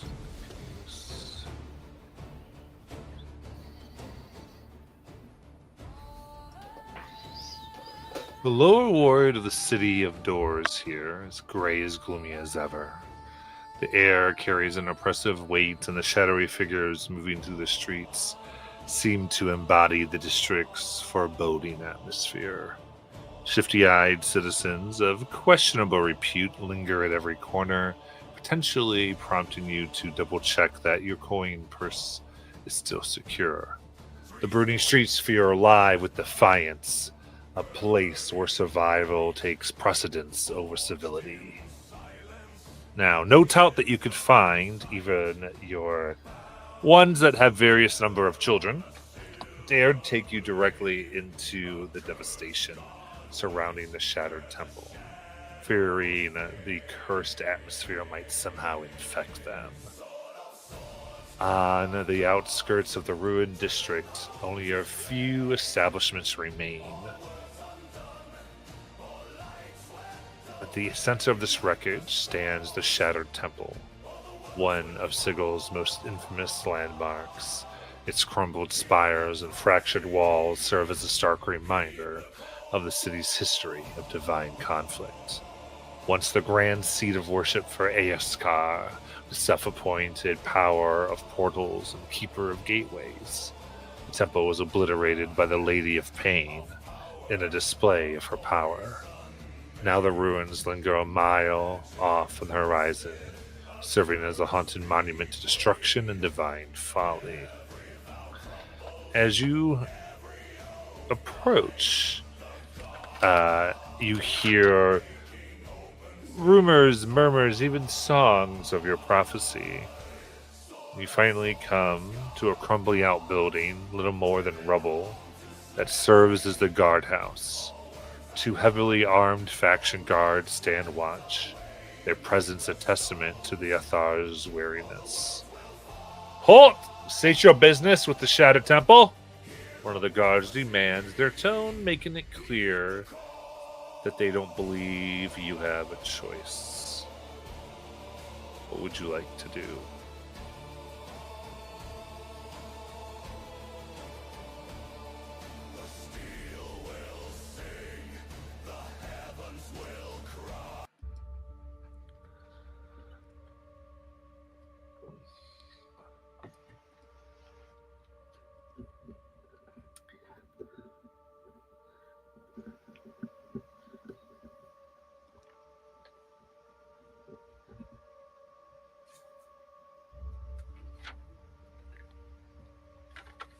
I'm going to admit that I was a little bit not listening because I was listening to the background track. Because I was like, what are these words? But so like they've come out to greet us to bring us in. No, this is a No? guard. This is the guard. This guard, they just Yeah. said stop. Sorry, the song was your prophecy, Molly. I know. That's why I was listening Okay. to it. I was like, this sounds so cool. We're here to request aid.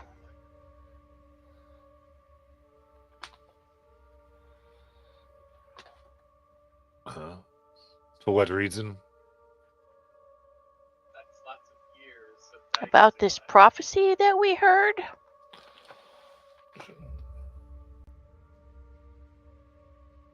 Huh. You really are here about the prophecy. Yeah. Give me a persuasion or deception, your choice, with advantage. numbers on We'll go with deception.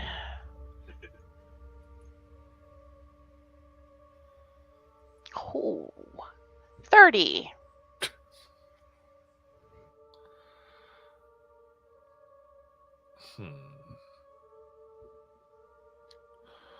All right.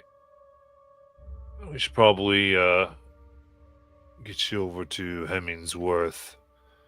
Go down to the main terrace just outside the scriptorium. You can find them there. Thank you.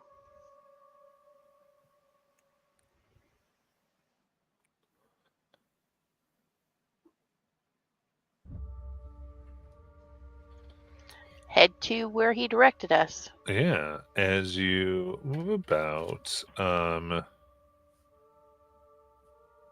first you get to the main reflectory, ultimately here, of the temple,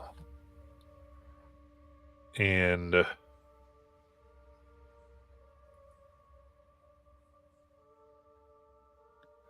sorry, you can see inside the entrance to the main area of the old temple is a tranquil garden. It's filled with exotic strains of razor vine. The arboretum is dotted with lounge chairs offering a reprieve. And beyond the area is this modest mess hall filled with tables, a kitchen in the back, and some Athar here enjoying meals and light conversation.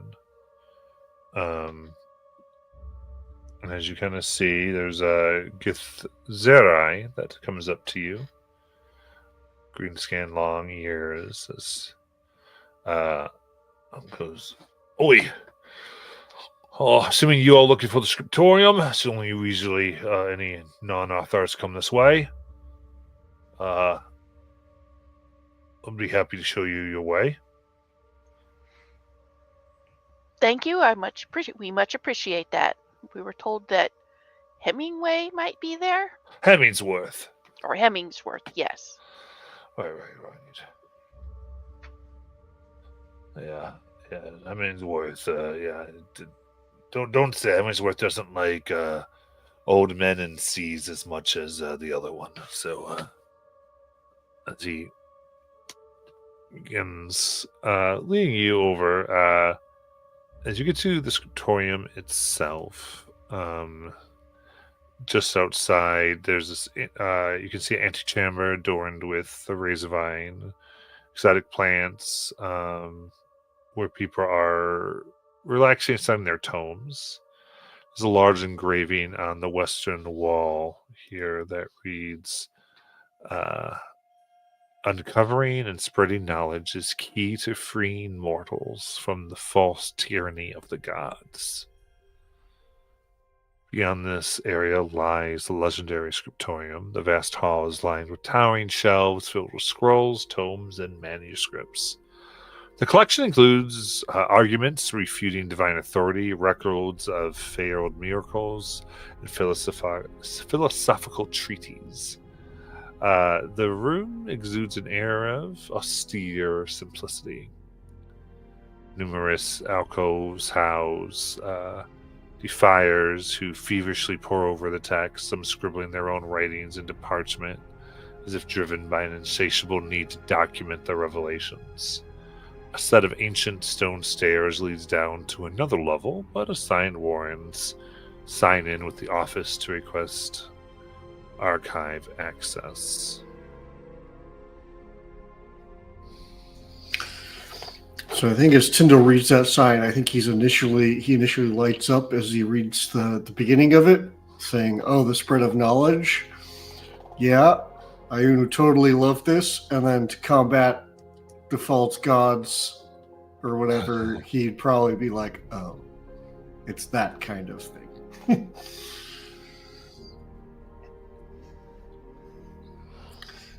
Nonetheless, if he gets an opportunity, he would to read some of the writings. He would. Nice.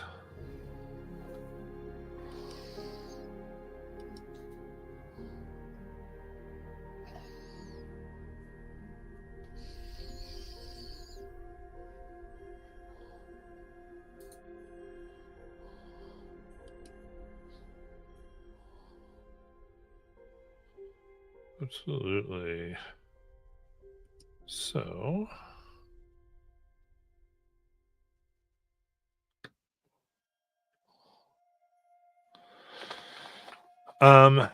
indeed, you look and there are various here. There's, you see things like the false thrones, the true nature of power and deception, chained by faith, a treatise on mortal subservience to false divinity.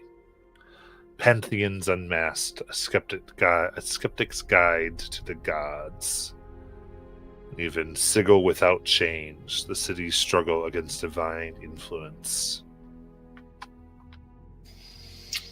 Do any of them seem like they reference Vecna at all?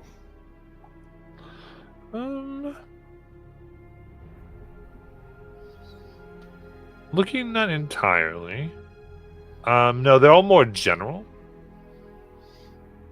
Okay, so they don't usually reference specific gods. No. Like, I mean, the most maybe would be there's divine wars and mortal suffering, a history of celestial conflict. There's forgotten faithful, mortals abandoned by their gods, which you see someone bruising, and you can see the Apotheon himself seems to be featured.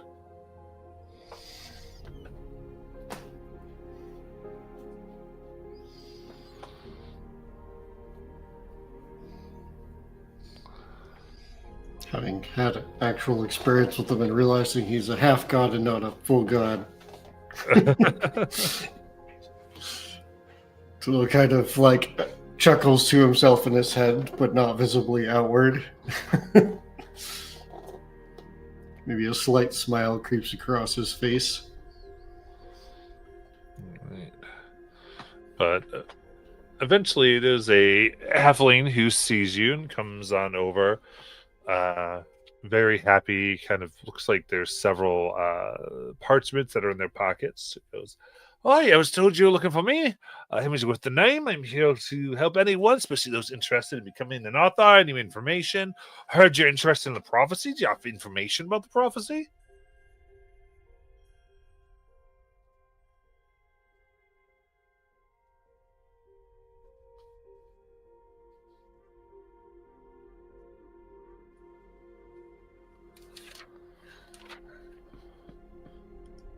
Yeah, a bit.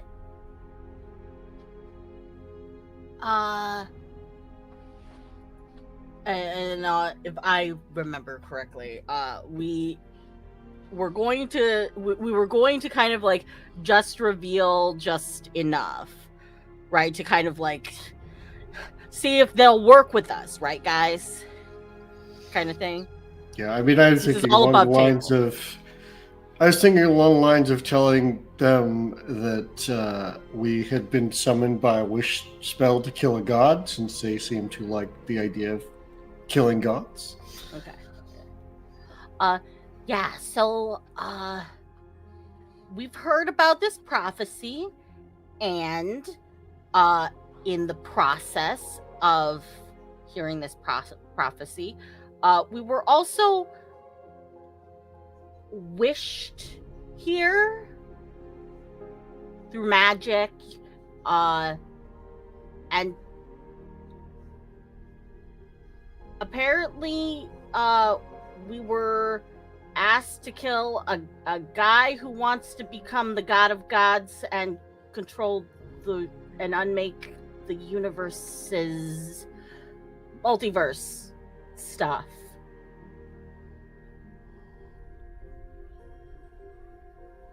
We just appeared from this wish to find people to stop it. Let's see.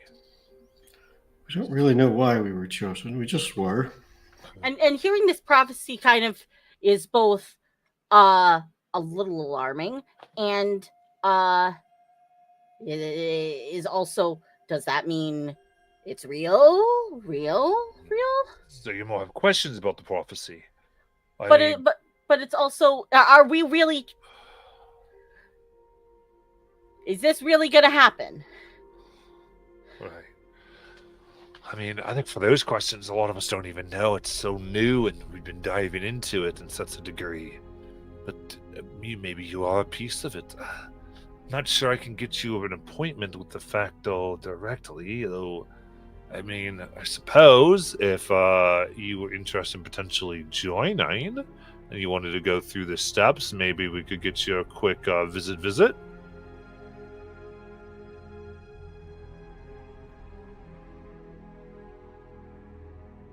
And I do think that like we would have talked about this ahead of time, but Ag would not reveal like any of the pieces that we might have gotten, like the sword or possibly like one of the other stones, unless like a signal was given, kind of thing. Like if other people also feel like in the group feel like we should use that as like a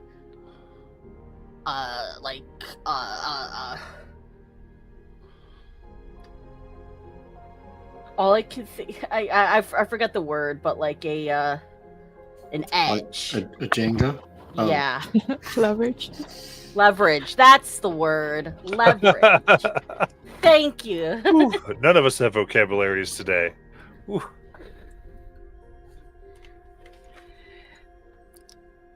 So if Ag gets that kind of vibe from the others, then she will say, we also might have found a sword that has 3 pieces that could go in it. Heh. Really? So Are you interested in putting this towards the cause then? I'm beginning to think that we might be the prophecy. All right, give me a persuasion with advantage there, Egg.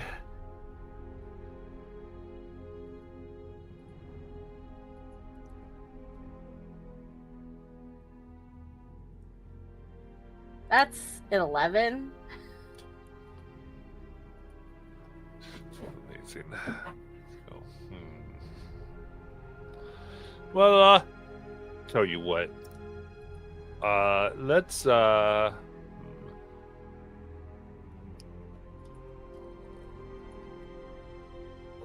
get you kind of really think for a second. It goes, all right. That's what we'll do.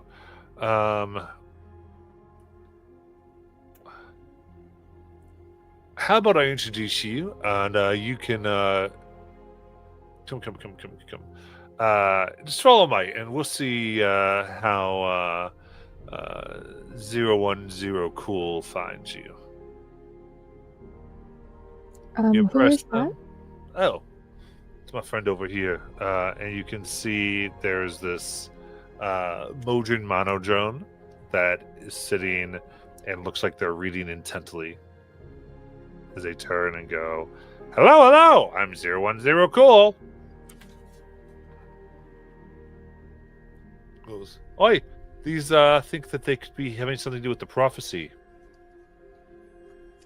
They close their one eye like halfway, looking at you very carefully, the Modron. So you go, I think they are too new here to have any independence from divine intervention. I don't think that's likely.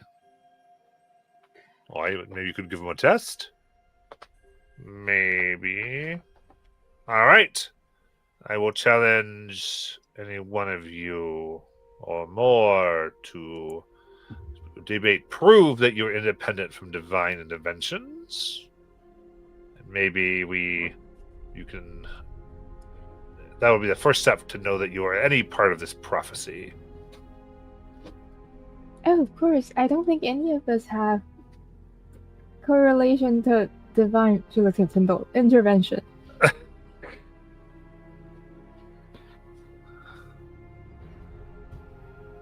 Right. Who will be your main speaker?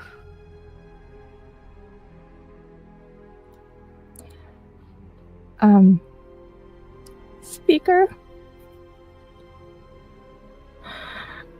Are we just going to debate on, philosophy and things like that? Indeed.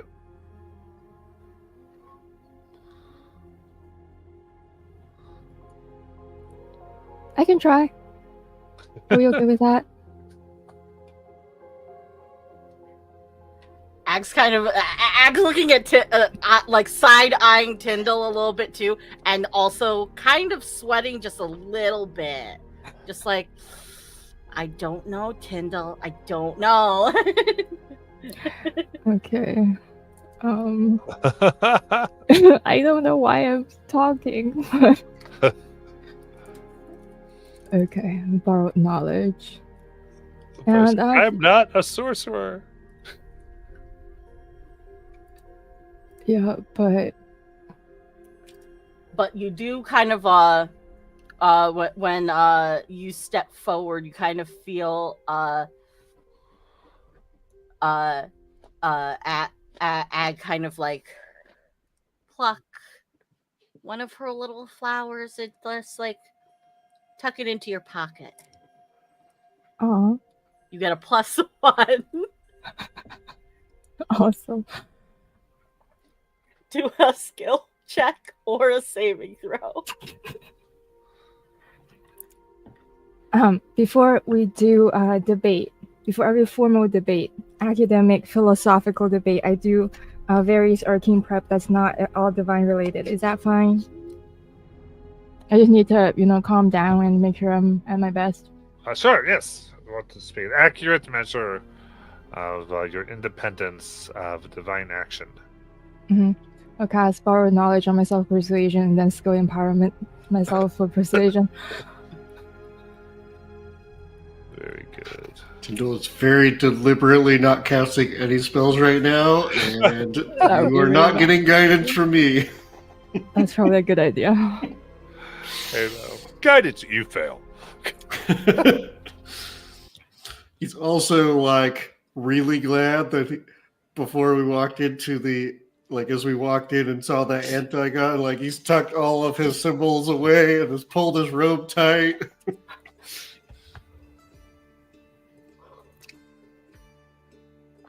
All right, how do we start?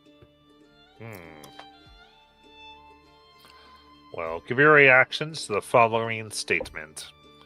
To place faith in a deity is to overwrite one's logical processes with a suboptimal operating system. That is absolutely correct. The second I think about divine magic versus, how precise and in control one can be regarding one's arcane powers, as opposed to, just asking some unknown entity for aid, that's just so much more inferior. And unreliable. Give me a persuasion or performance.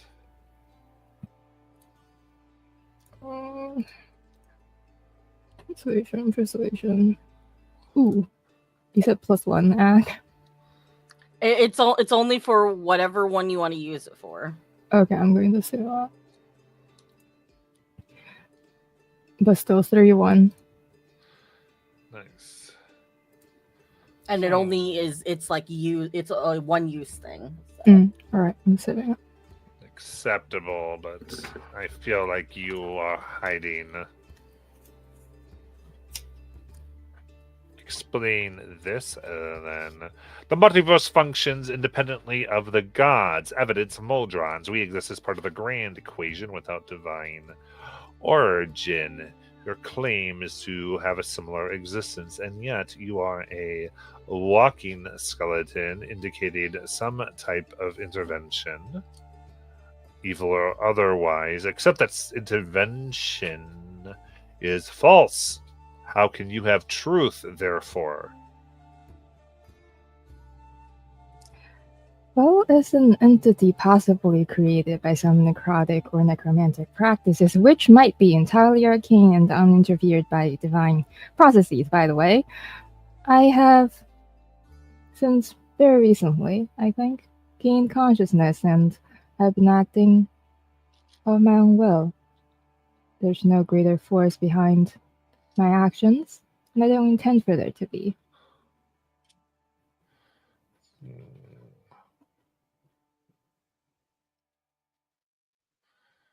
Indeed.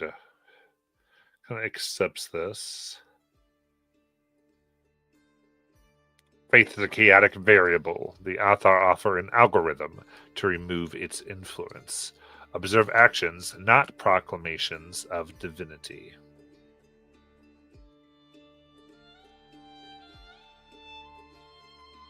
What say you? So I kind of missed part of that. What are they saying? Faith is a chaotic variable. The Athar offer an algorithm to remove its influence. This algorithm is observe actions, not proclamations of divinity.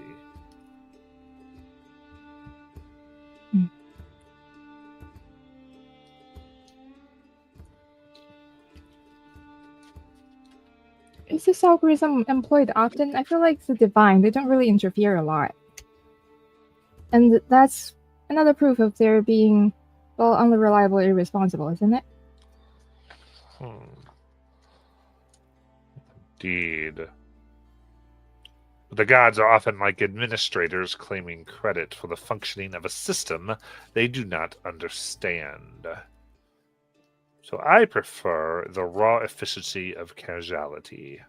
What say you?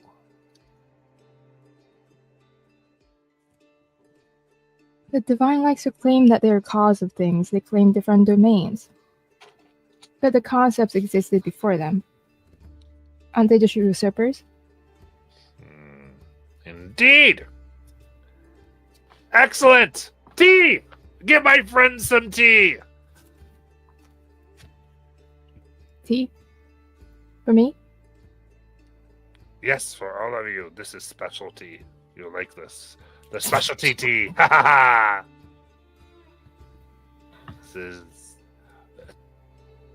It is part of, anyway, we call this the tea party of the mind. It holds the power to help you on whatever journey you are here, looking into one of yourself instead of these vain, useless deities. Right. Thank you, friend. The tea comes over. He goes, "Drink, friends." I drink it. All right. The rest of you do as well. I will. I will. As a way to not talk.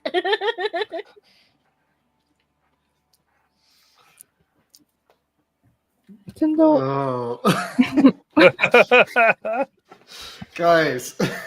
I don't know if Tyndall is allergic to tea. Oh no! Do you have coffee instead? Coffee makes the mind go too quick for research, but some of the lesser beans have it. They snap their fingers. But as those of you who drink the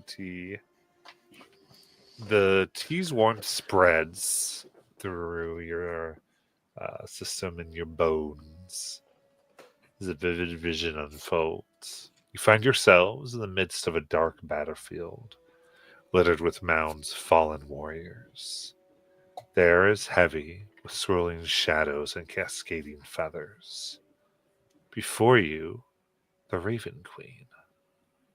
Her luminous form, a mesmerizing blend of shadow and light, clashes with Kas the Bloody-Handed. The sword of Kas pulses in his grip, its crimson glow illuminating with chaos.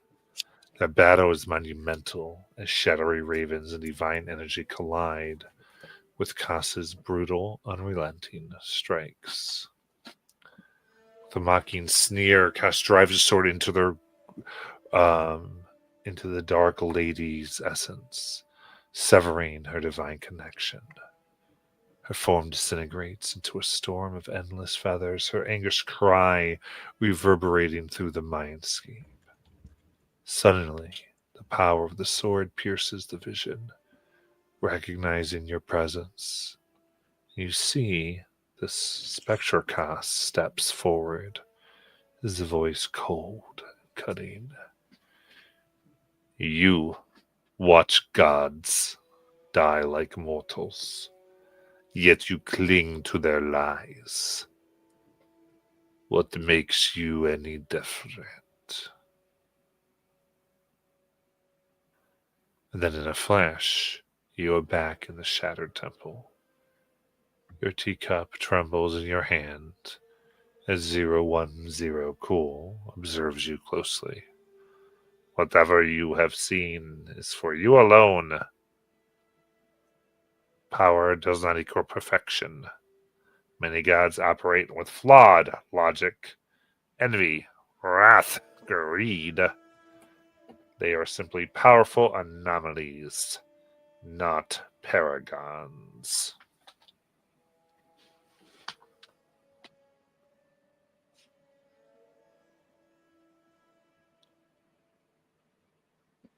Well, thank you for your very valuable insight.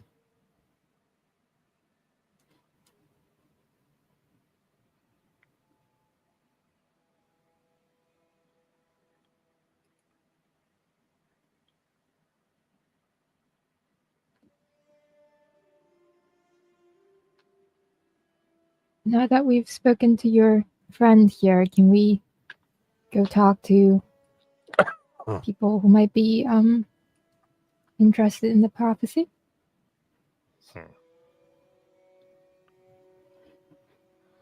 Indeed. Come. Oi. Let's go. Cool seems to like you.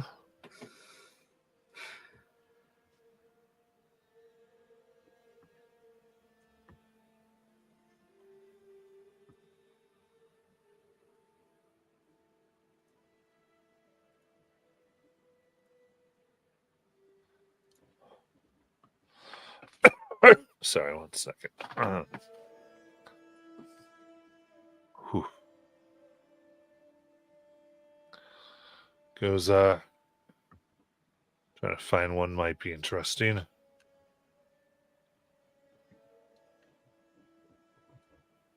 I have to still put you a little bit on the tour to not arouse suspicions, though. Expect you're seen.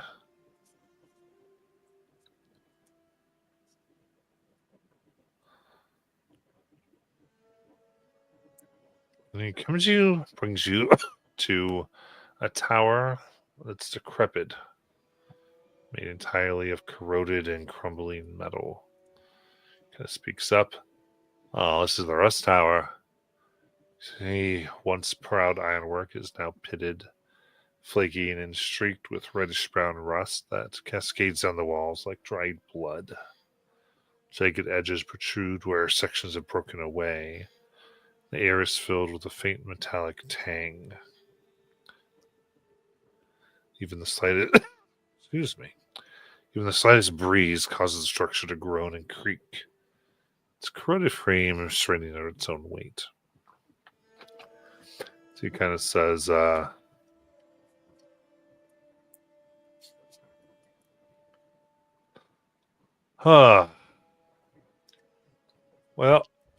I don't too much like going in here, but we might need to talk to Ravenna. So we can see if we can get you an audience with Factal Terrence. Well,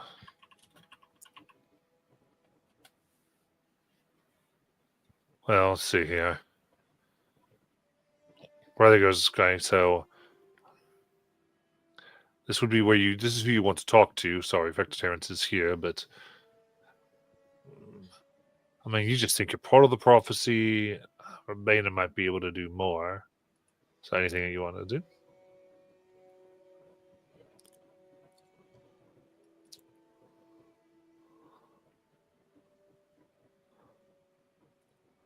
I think it's worth talking to him. Right.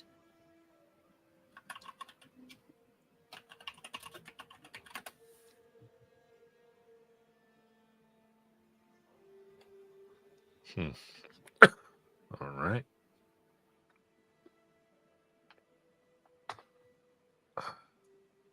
Well, let's see. Let's get in. Bring you in. You can see there's a bookshelf.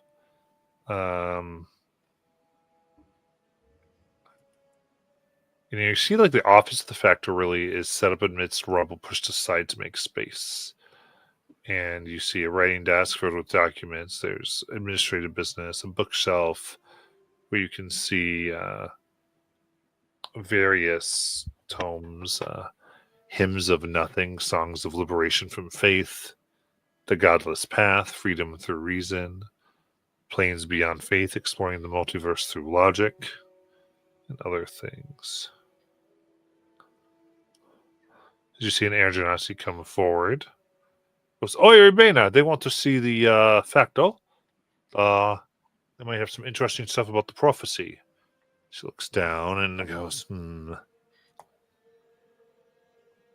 looks like there might be time, about 7 days from now.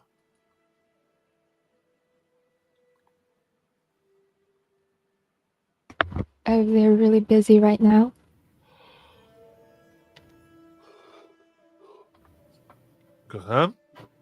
I mean, he's gone to his private quarters currently. I believe, not here. I mean, I'd only get him if it was urgent. And the thing about prophecies is they tend to keep.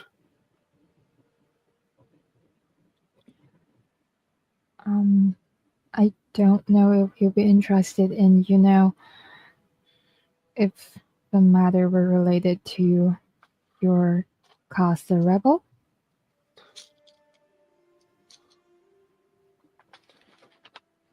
Give me a deception or persuasion check.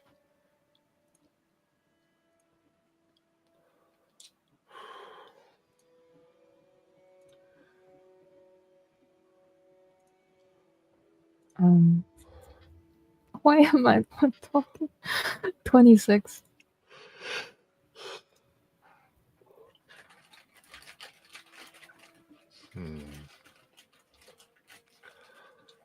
All right. That could be important. Give me time. I will see if I can find them and bring them here. Sit anywhere you like. Thank you. Say, leave the rusted tower. Is there anything you'd like to do? While we wait, Tyndall would like to peruse some of the literature he took from the death house. Preferably things not related to gods. But just looking through what he has and if there's anything of historical interest. And for reference, Tyndall would have prioritized anything that he thought would be difficult to find on Exandria. Just looking at what he has here. Yeah. Absolutely.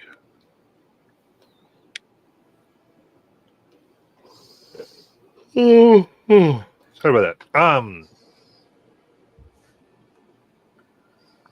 And they begin showing you. I mean, you can kind of see some of the ones I made. Almost none of this would really be found in Exandria. Again, the idea of godless hymns is interesting. Sorry, I'm talking about the stuff that I stuffed into my bag of holding while we were in the death house. Oh, I'm sorry. Yeah. I'm like, what the hell? So what room was that again? The library room.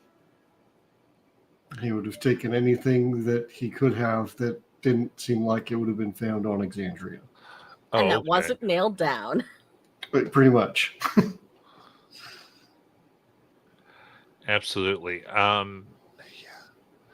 Yeah, the majority of the books that you would have found, okay, had a lot to do with like a more overt sacrifice. Some things on sangromancy or blood magic.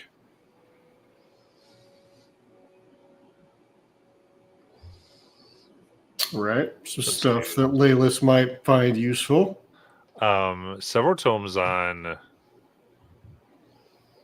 the idea of manipulating divine magic for various effects it was not meant to. Like, essentially, people doing work on going into the dark depths of one's heart to manipulate the favor that you could be granted. What it looks like to even steal divine power and use it as opposed to waiting for it to be gifted upon oneself.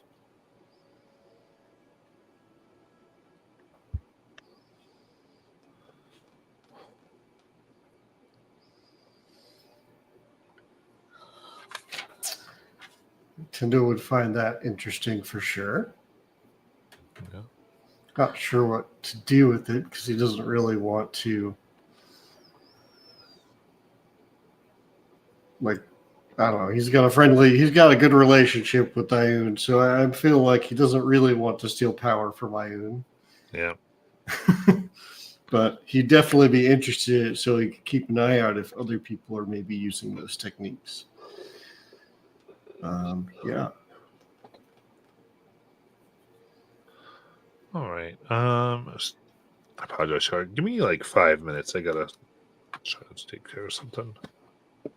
No problem. Like While we wait, Ag pulls out her bag of holding, reaches in, pulls out a little like rectangular baking tray, reaches in, and pulls out some dried berries, to which she adds a little bit of water into so they rehydrate, sets it on a table, and proceeds to start making some granola bars for everybody. It's just granola, some little honey, and these rehydrated berries. And it all just comes together really, really nicely. And I rolled so good on it that these granola bars give you 8 temporary hit points if you consume them. and she cuts them into cute little rectangles, and then takes them out of like the container and wraps them up in like this these little pouches of just like wrapped parchment paper that she has a roll of. It is like, I think everybody could use a snack. Snack time. Layla's is going to chew on your snack, and the crumbs and whatnot is going to all fall on the ground. And then she's going to kind of scoop them all up when no one's looking. Thanks, Egg.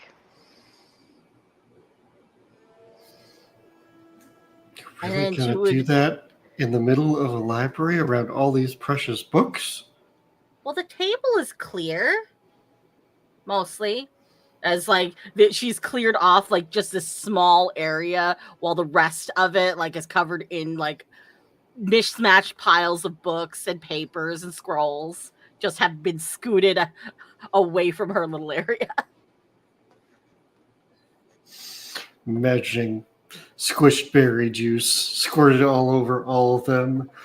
Tyndall's just like rubbing his face, like, "Oh no, She was oh really no." careful. You don't do snacks while you're reading, Tyndall? I'm a skeleton and I do snacks. What did I roll on it? Double I check. mean, when I'm doing, I don't know.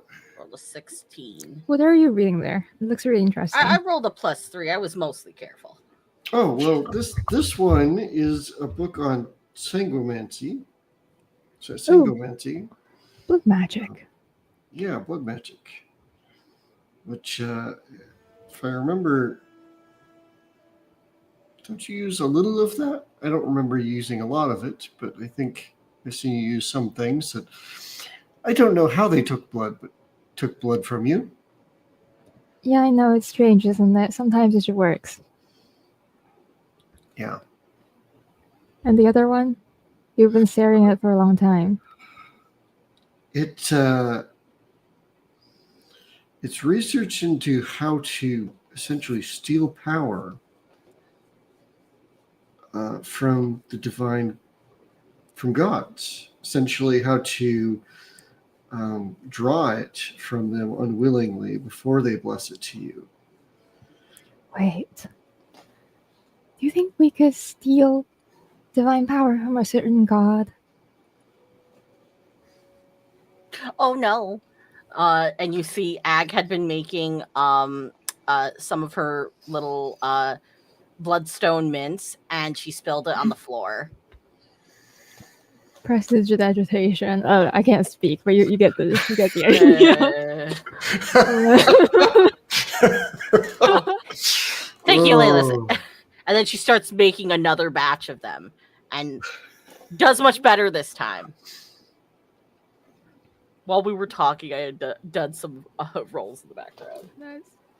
But seriously, I think we should go steal some power from the god we're trying to kill. It's only fair, isn't it? Be interesting to try. Do you think it'd help kill him?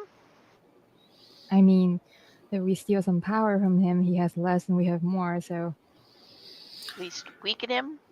I'm just Yeah. worried that it might distribute his power, and maybe he's able to use the power we steal later to like siphon that power back from you once you'd stolen, But then it would to take regain him some... strength after he's defeated. I think wouldn't it depend on whether or not you have to make like a bond deal with them ahead of time? Right, but the way Tyndall was talking about it, it's almost like you don't have to. And speaking about a link, don't we all have a link? I don't think he even realizes that we have it. Oh, I'm pretty sure he gave it to us. Oh well. He more or less said he was keeping an eye on us. And I.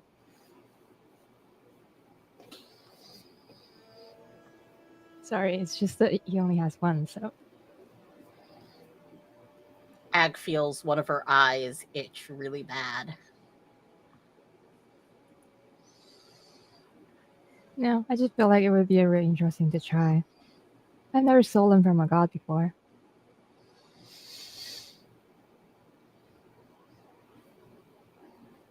It also occurs to me that these folks might be very interested in that option.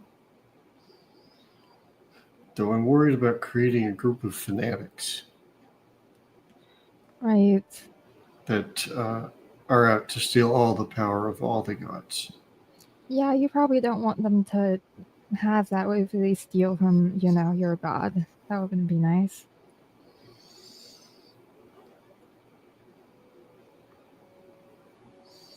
So I think I'll reserve it for us, and perhaps later we can try stealing power from he who must not be named. Let's call him Mr. V. I feel like that's generic enough and very polite.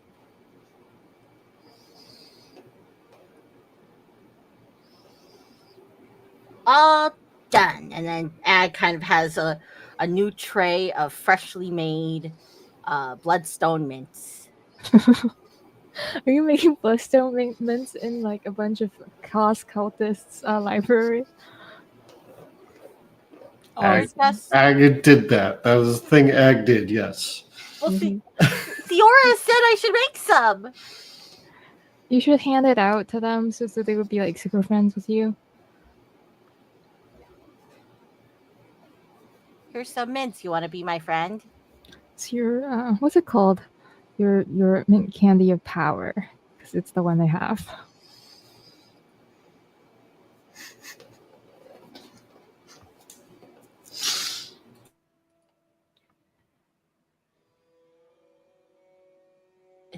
What did I get?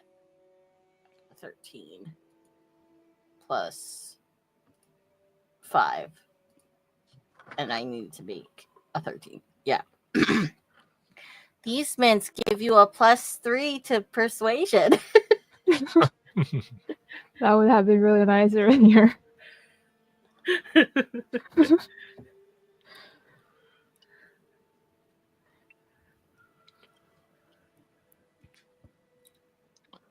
They're tasty and smooth ruffled feathers.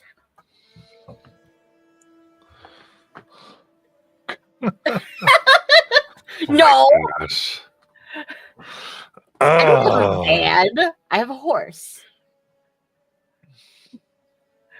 I'm on the horse. What? No candy instead. Oh no.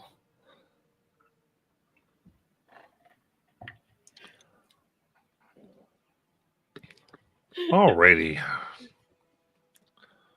So,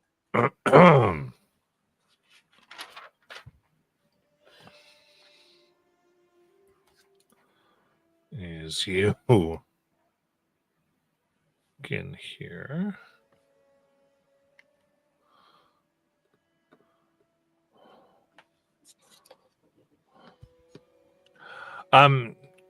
Waiting in here, there is a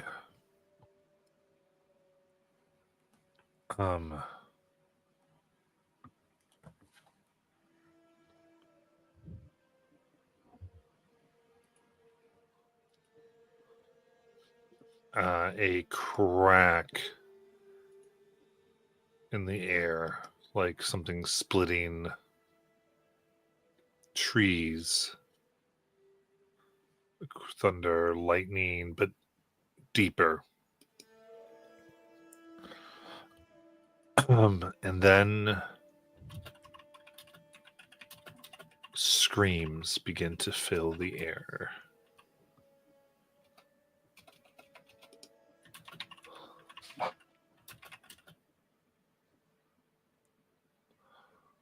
What would you like to do? Is there anyone around, like, who's not us? It's basically just you and Hemingsworth. Has this happened before? What's this? He looks very concerned. I do not know. This is I know. It just kind of look like he doesn't know what to do. Should we poke our heads out and see what's going on? Yeah. You stay safe, Hemmingsworth, and we'll go look. See what's going on.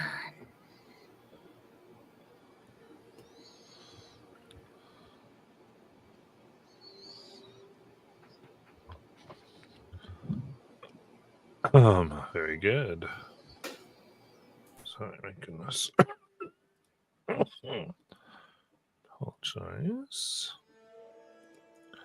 All right. As you make your way out, you can see a full force of warriors in the same motif as the ones that had accosted you. Those skulls.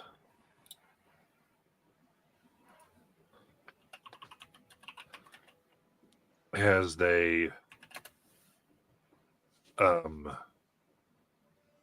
begin moving in, they seem to be just absolutely murdering folks.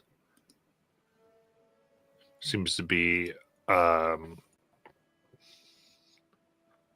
good group of about 6 of them, along with various undead that they have raised.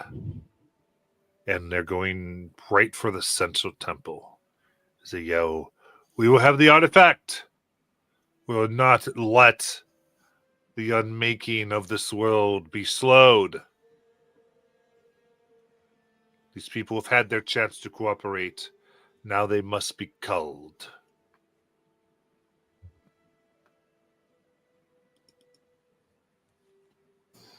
Ew.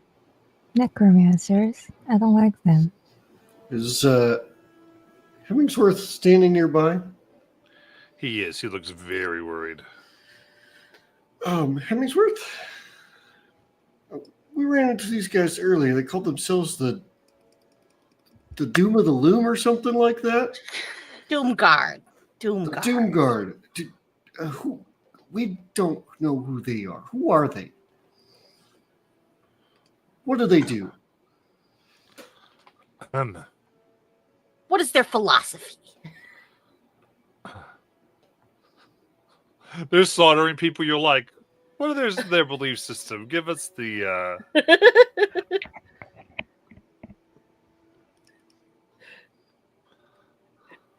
As I Eldritch Blast one. More precisely, are they with you or are they like some totally separate group? Not with us at all. We believe that...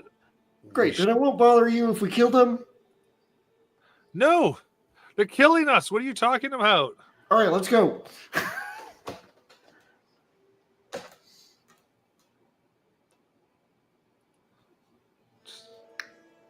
Diddle's gonna head toward them, assuming his teammates are coming with him. Of course I'm coming with you. Yep. Yep. And I'm probably gonna roll the lowest on initiative, so we're gonna pretend that I'm not in the front because that's not how this is gonna go. Amazing. Let's go ahead and roll initiative.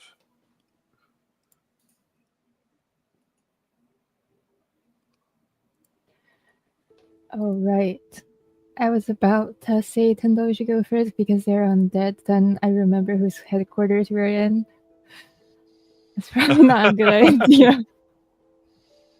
Don't channel any of it. So also, don't forget, if you did eat the granola, you get plus 8 temp HP. If you saved it, it lasts for 3 days. Right. What was Egg's initiative here? 13. Nice. I will swap with Egg. All right. Sierra gets 13. Egg gets 27. Layla is at 26. Yep. All right, Tendo at 16.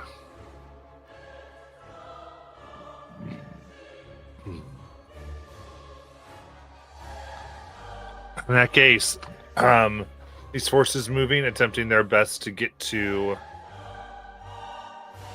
the center temple. The various forces here shooting off explosives, trying to repel. Egg, what would you like to do?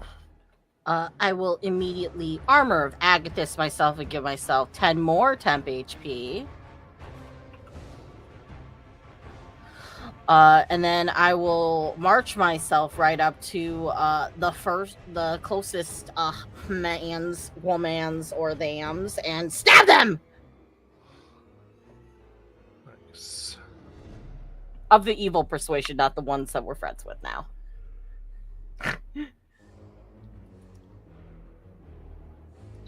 You got it. 21. That will hit. And then 23. That hits as well. And then 14. 14. Will miss. Okay, that's 9 plus 7. Oh wait, no, that's not what I that's a to hit. I'm supposed to roll the damage. Wow. So 10, 11, 12, 13, 14, 15, 16. 16 magical damage. Nice. And that is it. Alright.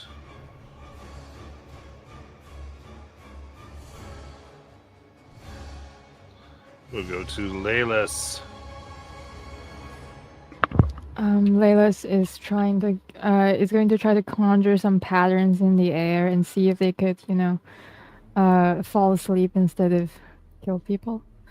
So 30-foot cube for a hypnotic pattern. Okay.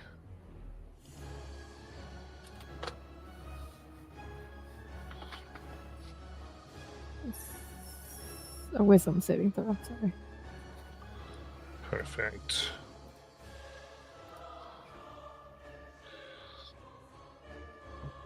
Let's do this then.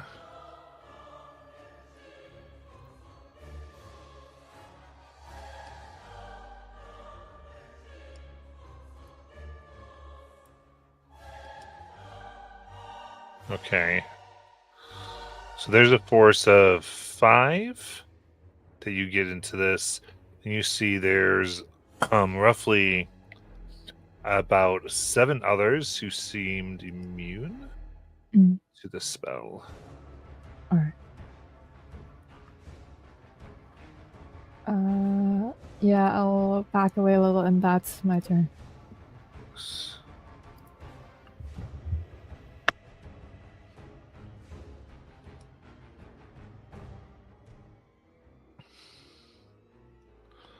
With that,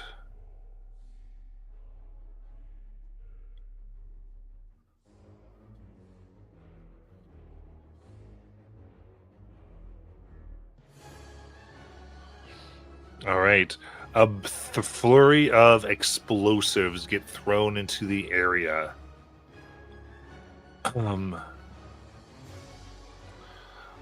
You see buildings begin to dissolve in the explosions, and some are caught up to your own. I need Constitution saving throws, please.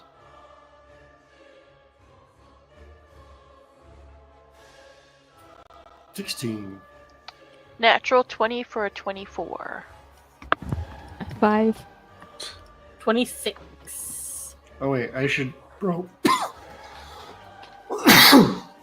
probably add 4 to that, right? If you're close enough.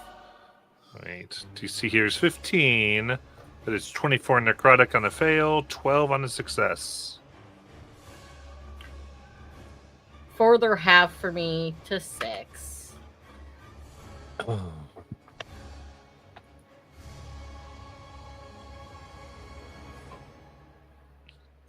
Wait, would that be half for all of us or just you?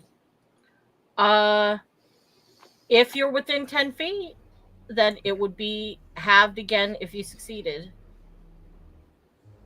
Wait, did you rush in? I don't did. remember. Okay. I did rush forward. Then no. I'm not there yet.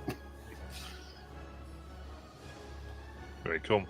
Also, if you are concentrating on a spell as these go off, I need a concentration check. DC 15 or it will fade away. Okay, do save. Nice.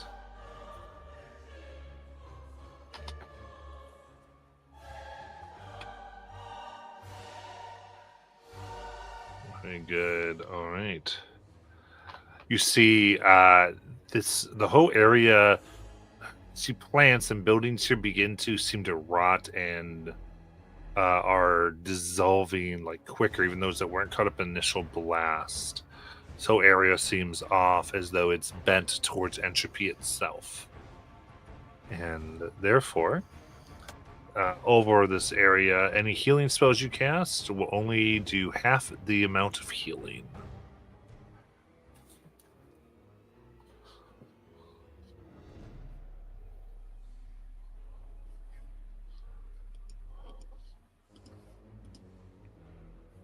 And as that continues, we got some of these by. See, there's 3 that converge on you, Egg.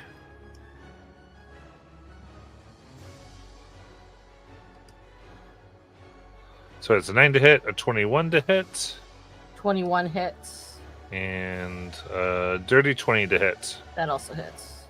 All right.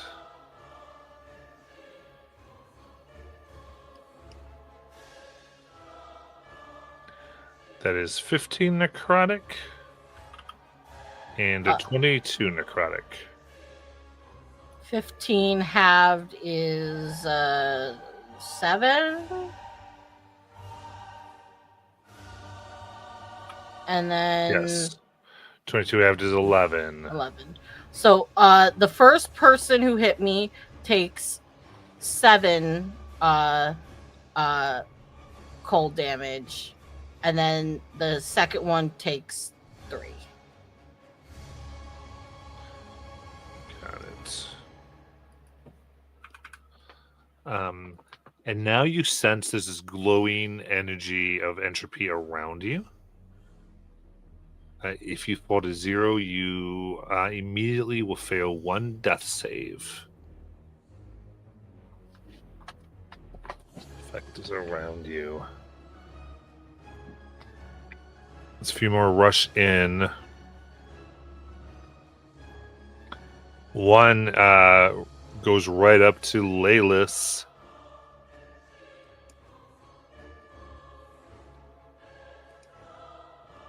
One attack for 12 and one attack for 18. I will shield on the 18. Nice.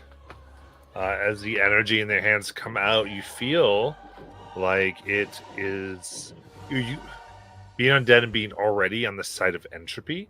You almost feel like it would be extra effective against you. You feel cold, and then I have 2 attacks on Sierra and 2 on Tyndall. So Sierra first. 11 and 6. Both miss. Tyndall 22 and 16. 22 hits. That is 9 necrotic. The same way that strange energy is around you as you are marked for death.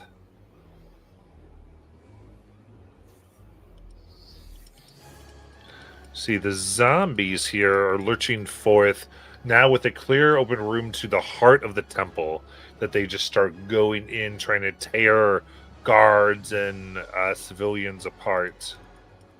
Ignoring you all.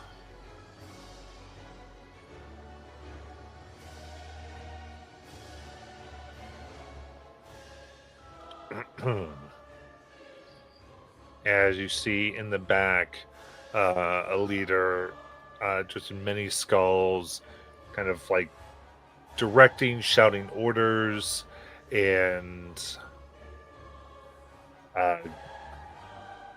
loading a large machine to throw another round of grenades.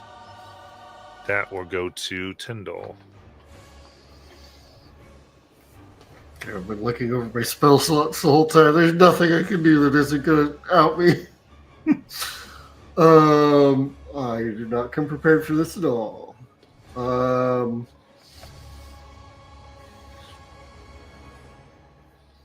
the one spell, I'm like, man, this would be really good in this situation because it helps us get back up. I traded out for other spells today. So, yeah.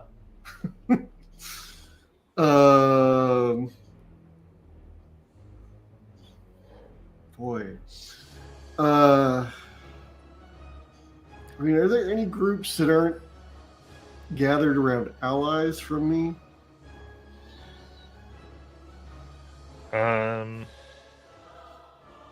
There's a group that has hypnotic pattern on them. Yeah, that's kind of what I thought. And how far am I from that group? Just so I don't do stuff. Oh, about accidentally? 30 feet. 30 feet, okay.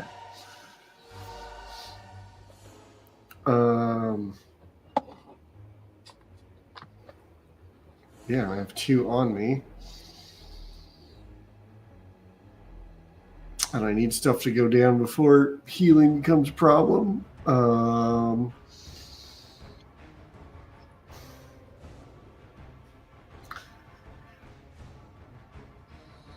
So we're going to do the best thing I can, which is to cast Sunbeam again. We're going to try to blind some folks. So yeah, you see a light illuminate over Tyndall's head as he draws out his magnifying glass and uses it to aim a beam of light. And I don't know how many I can get without hitting my teammates, but obviously he's going to try to hit as many as he can, preferably the ones that are standing on him. We got, what's the spell is this again? I'm sorry. Sunbeam. And Okay. It's a 60-foot line, 5 feet wide. Fair enough. So they make deck saves? Con save for this one. Con save.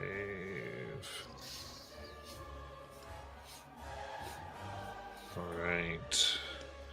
So we'll say there's 4 you can hit right now. I got 11, 19, 18, and 19. Okay, so the 11 fails, the others succeed. On a fail, it's 25, and they're blinded. Okay. And on a success, it would be 12. It's radiant damage, by the way. This goes out. You see something about their armor protects them from radiant. They're resistant. In addition, as the light goes in their eye, the one by Siora kind of breathes. You feel like they're trained to fight blinded. Oh, that's interesting. So I do have some blind sight mechanically. But other than that, we're going to say 6 zombies are obliterated by that. Of the 24. Cool. So making some progress on zombies. Yeah. And then I am surrounded with light, obviously. Yep,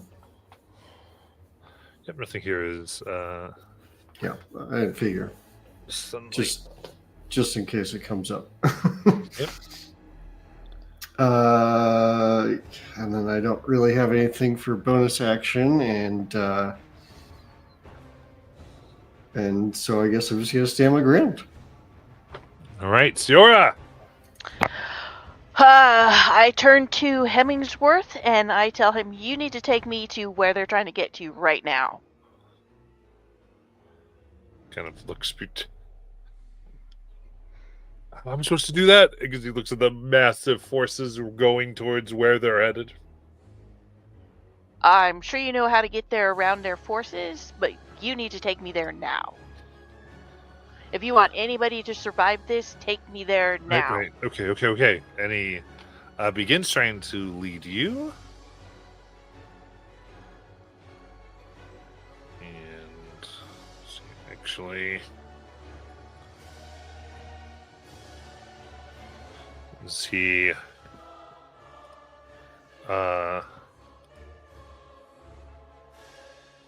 we'll put out, and he begins chanting. It just goes, says, adherence to cause beats those without cause. Those who have no will must flee, as he activates Turn Undead. And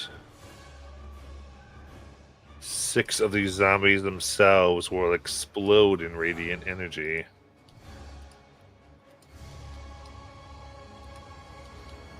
But 2 head come to you, see. Are you disengaging? Yeah. Sorry, I didn't realize there were any on me. You hadn't said that there were. So, yes, I'm disengaging and making him take me to where the stone is, basically. All right. I would say with this, then you can begin moving. They are going against a wall, and she goes, I can't get past this. I'm not high enough, but this is where they're trying to get in. Okay. It seems like a wall that's from... looks like they've broken through and destroyed 3 different walls as they're pushing through this, it seems like a concentric facility, and they're on this like deeper 4th or 5th one. Okay. Is there a way I can sneak around them to get ahead of them? So it's hard because, like, what's in front of them is a wall. I don't know how you get around them. Okay, so there's not a door anywhere that I can go through to get ahead of them. You don't see one, and Hemsworth doesn't seem to know of one. Okay. This is like, you get an idea that this is as far as he knows where things are, and he's not been this far into this facility. Okay, then I'm gonna go to the opposite side of where these things are trying to break in and try to see if I can find a hidden door. Okay.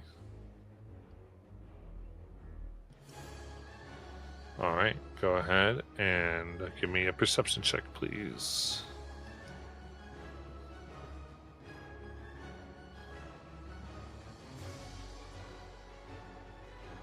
$25.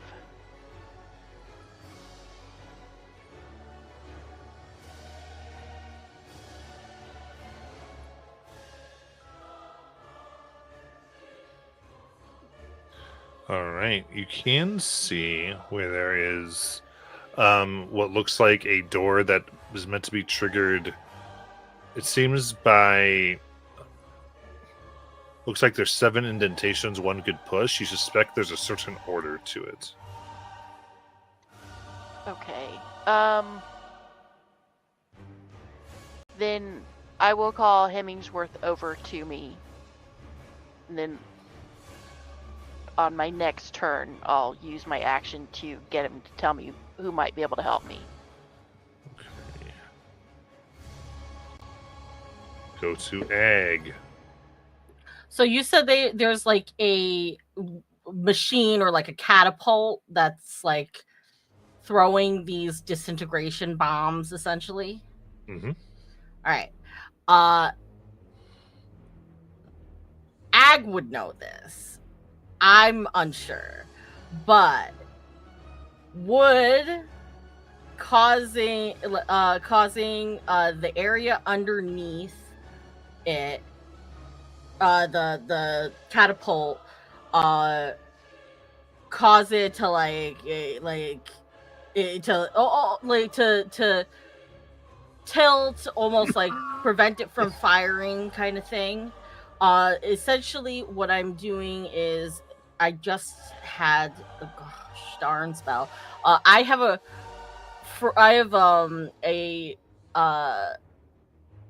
a free thing of plant growth, and uh since it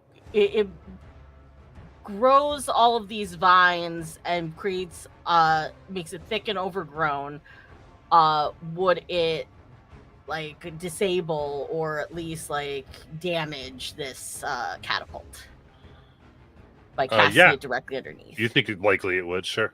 Then I will do so.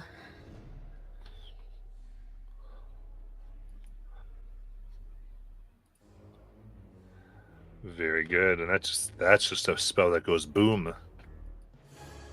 And centered underneath it, out 100 feet, all of these just like they're some are small and skinny, others are like humongous giant kind of like root system just like erupts underneath it kind of thing.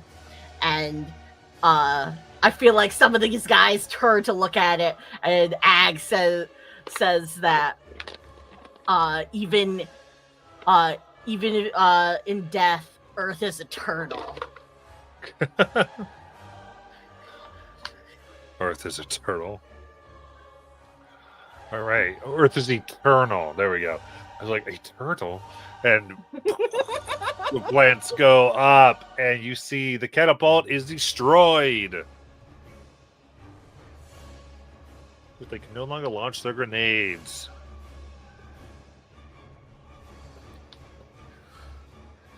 And she had kind of and she had seen Siora go and do her thing, so she's putting as much trust in that Siora can find it ahead of them, and she's just gonna do what she does best: cause trouble. Good to Laylis. Yeah, I saw Sierra trying to. I don't know if I would be able to see Sierra sneak, but I guess I saw Sierra go that way. Is there any point on this wall where we could see what's on the other side? Or no, it's just like a solid wall. No, it's like a building. Alright, cool. There's no window and whatnot. Alright. No. Then I'm just going to lose a fireball on those zombies that are charging. So dex saves for them.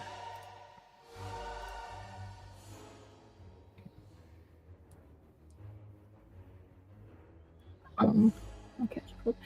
DC is going to be 20, and fail is 31 fire damage. All right. Sorry, what was this again? Fireball. Fireball. Focusing on what forces? Mostly on the zombies trying to get inside the building. Perfect. All right. With that spell, that's going to clear out the entire zombie horde. Yay! Then she's going to very sheepishly look at the one guy with a sword on her. Can we just be friends? That's my turn. I love it. We still have the other ones that are just hypnotic pattern still. All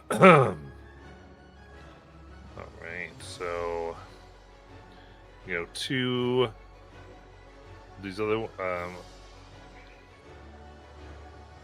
these are attacking Egg. Actually, Egg went to the bathroom, so we'll do 2 now on Laylis. Laylis, I got a dirty 20. I'll shield that. And then a miss.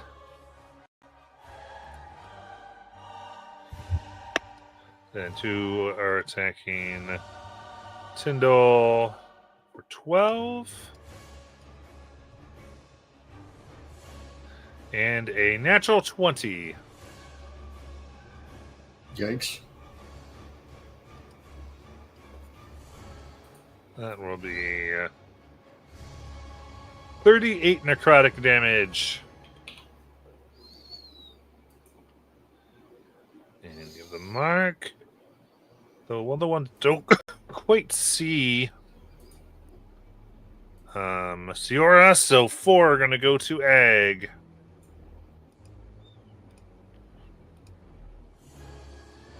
My spell's down, by the way. Okay.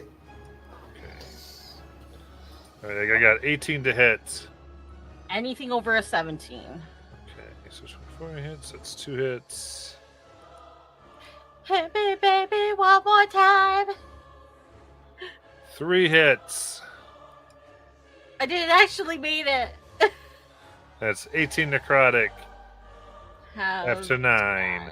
23 necrotic. Half to 11. And a 22 necrotic. Half to 11.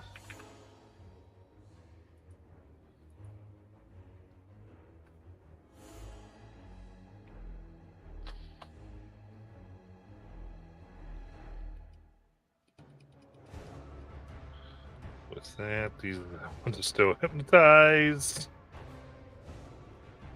Zombies are there. The leader keeps saying, "Move forward!" And grabs a few of these grenades and seems to themselves want to get them to this next wall that everyone's trying to get forward to. As they do, they look at you, Egg, and throw 2 javelins your way that seem to be drawing in the light around them, the spreading darkness. First one, 15 for a miss. Second, I believe a 23 for a hit. Yep.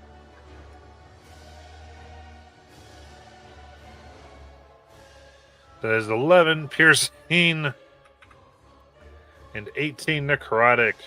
Half to 9.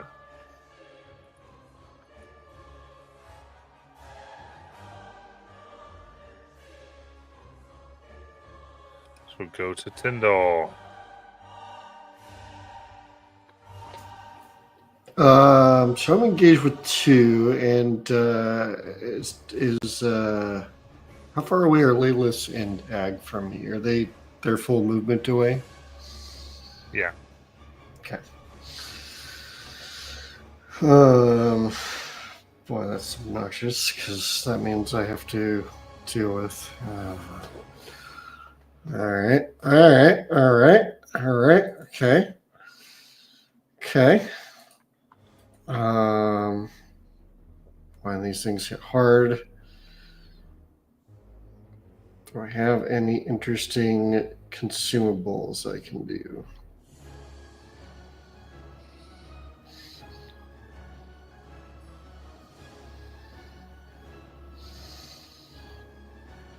Well, that's interesting.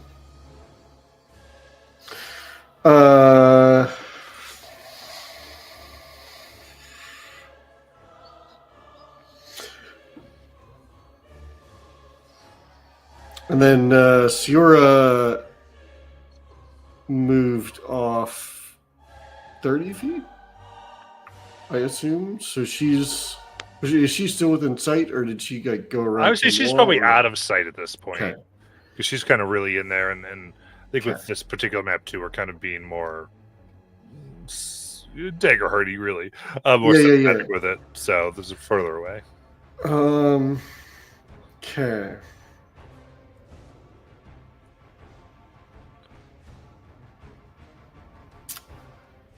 What am I doing?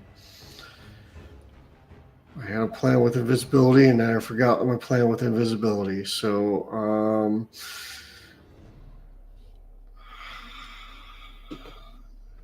yeah, I don't really have anything that I need to get within my range of my allies. So I am going to. Yeah, I'm gonna use my Jewel 3 Prayers to bonus action teleport away from these guys.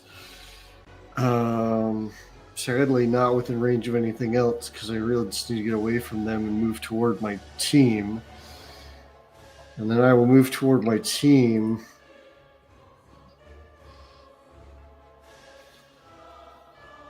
And but man, healing being halved is rough. And they hit hard enough. I'm worried about losing concentration on my big spells.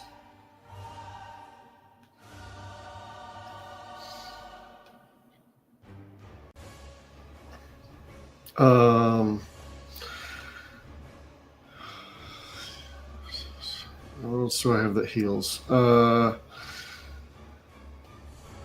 guess what I really need to do is damage. So I'm going to do it. I'm going to cast my big spells.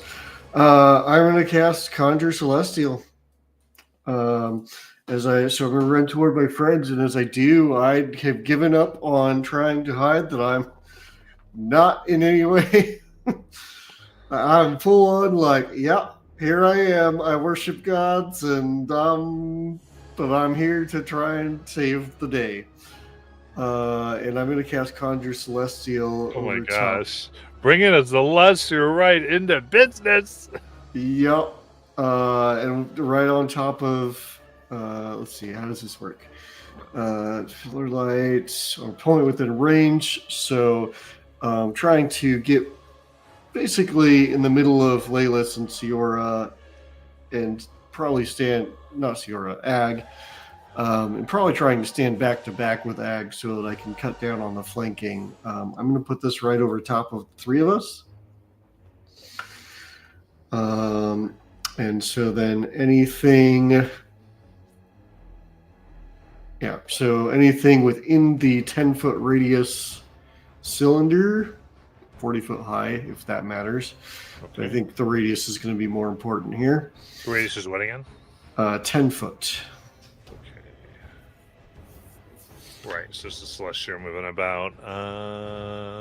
Cool.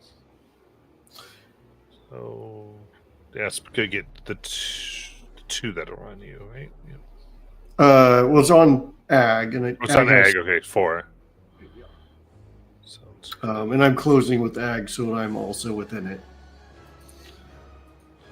You got it. Probably trying to give her flanking so that we can clear stuff out, and then I can get back to back with her to reduce the flanking. All right, and do you have a disengage for the ones that are around you or no? Yeah, I teleported away using. Got it. Sorry. Using the, yeah. Yeah. So that is a deck save for the enemies. DC 17.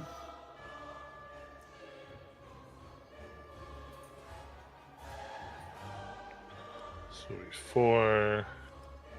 So the 4 of them make it.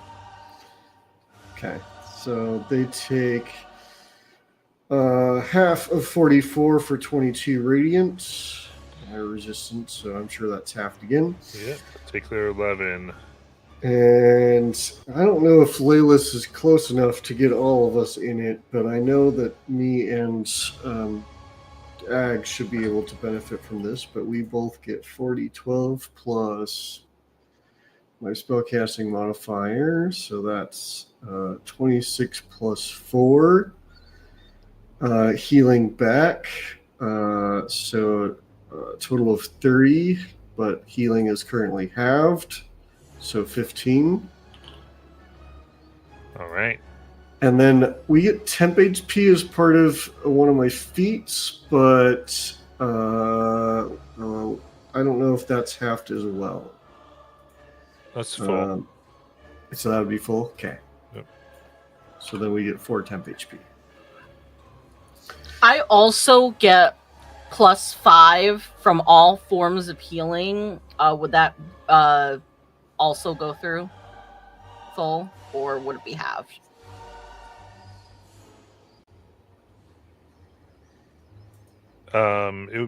Any healing received is halved, so that works. Okay. Okay, and then that spell triggers again on them if they end their turn in the light. Okay, sounds good. Or if they enter it, but I think the end is going to be more relevant. Mm-hmm. Indeed, as we go to Ciora. All right, I'm calling Hemmingsworth to see what he knows about this.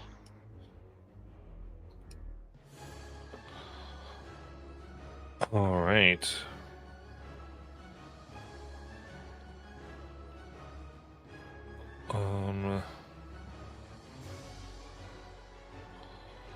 Hemmingsworth is not entirely sure. Trying for that. Give me a persuasion check. Ooh, this could be bad. Huh? 14. All right. 14. I think he looks and goes, I don't. Isn't it better if we just leave it secured? No, because if they make it through that wall, how secure is it going to be then?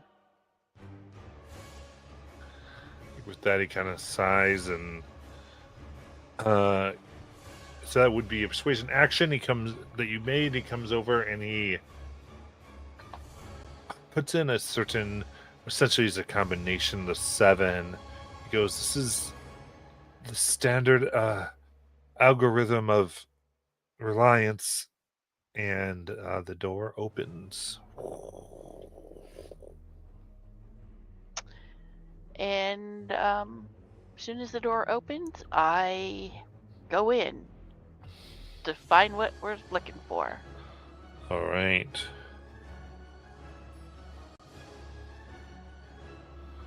Coming here, you see with one of the bloodstones in of itself on in this inner sanctum, someone who comes with recognizes as Father Terrence, who is holding a glowing staff, ready to defend the bloodstone that is behind them.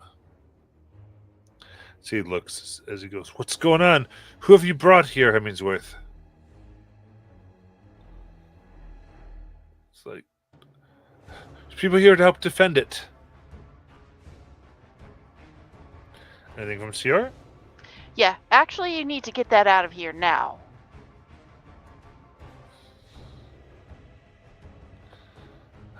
They kind of nod and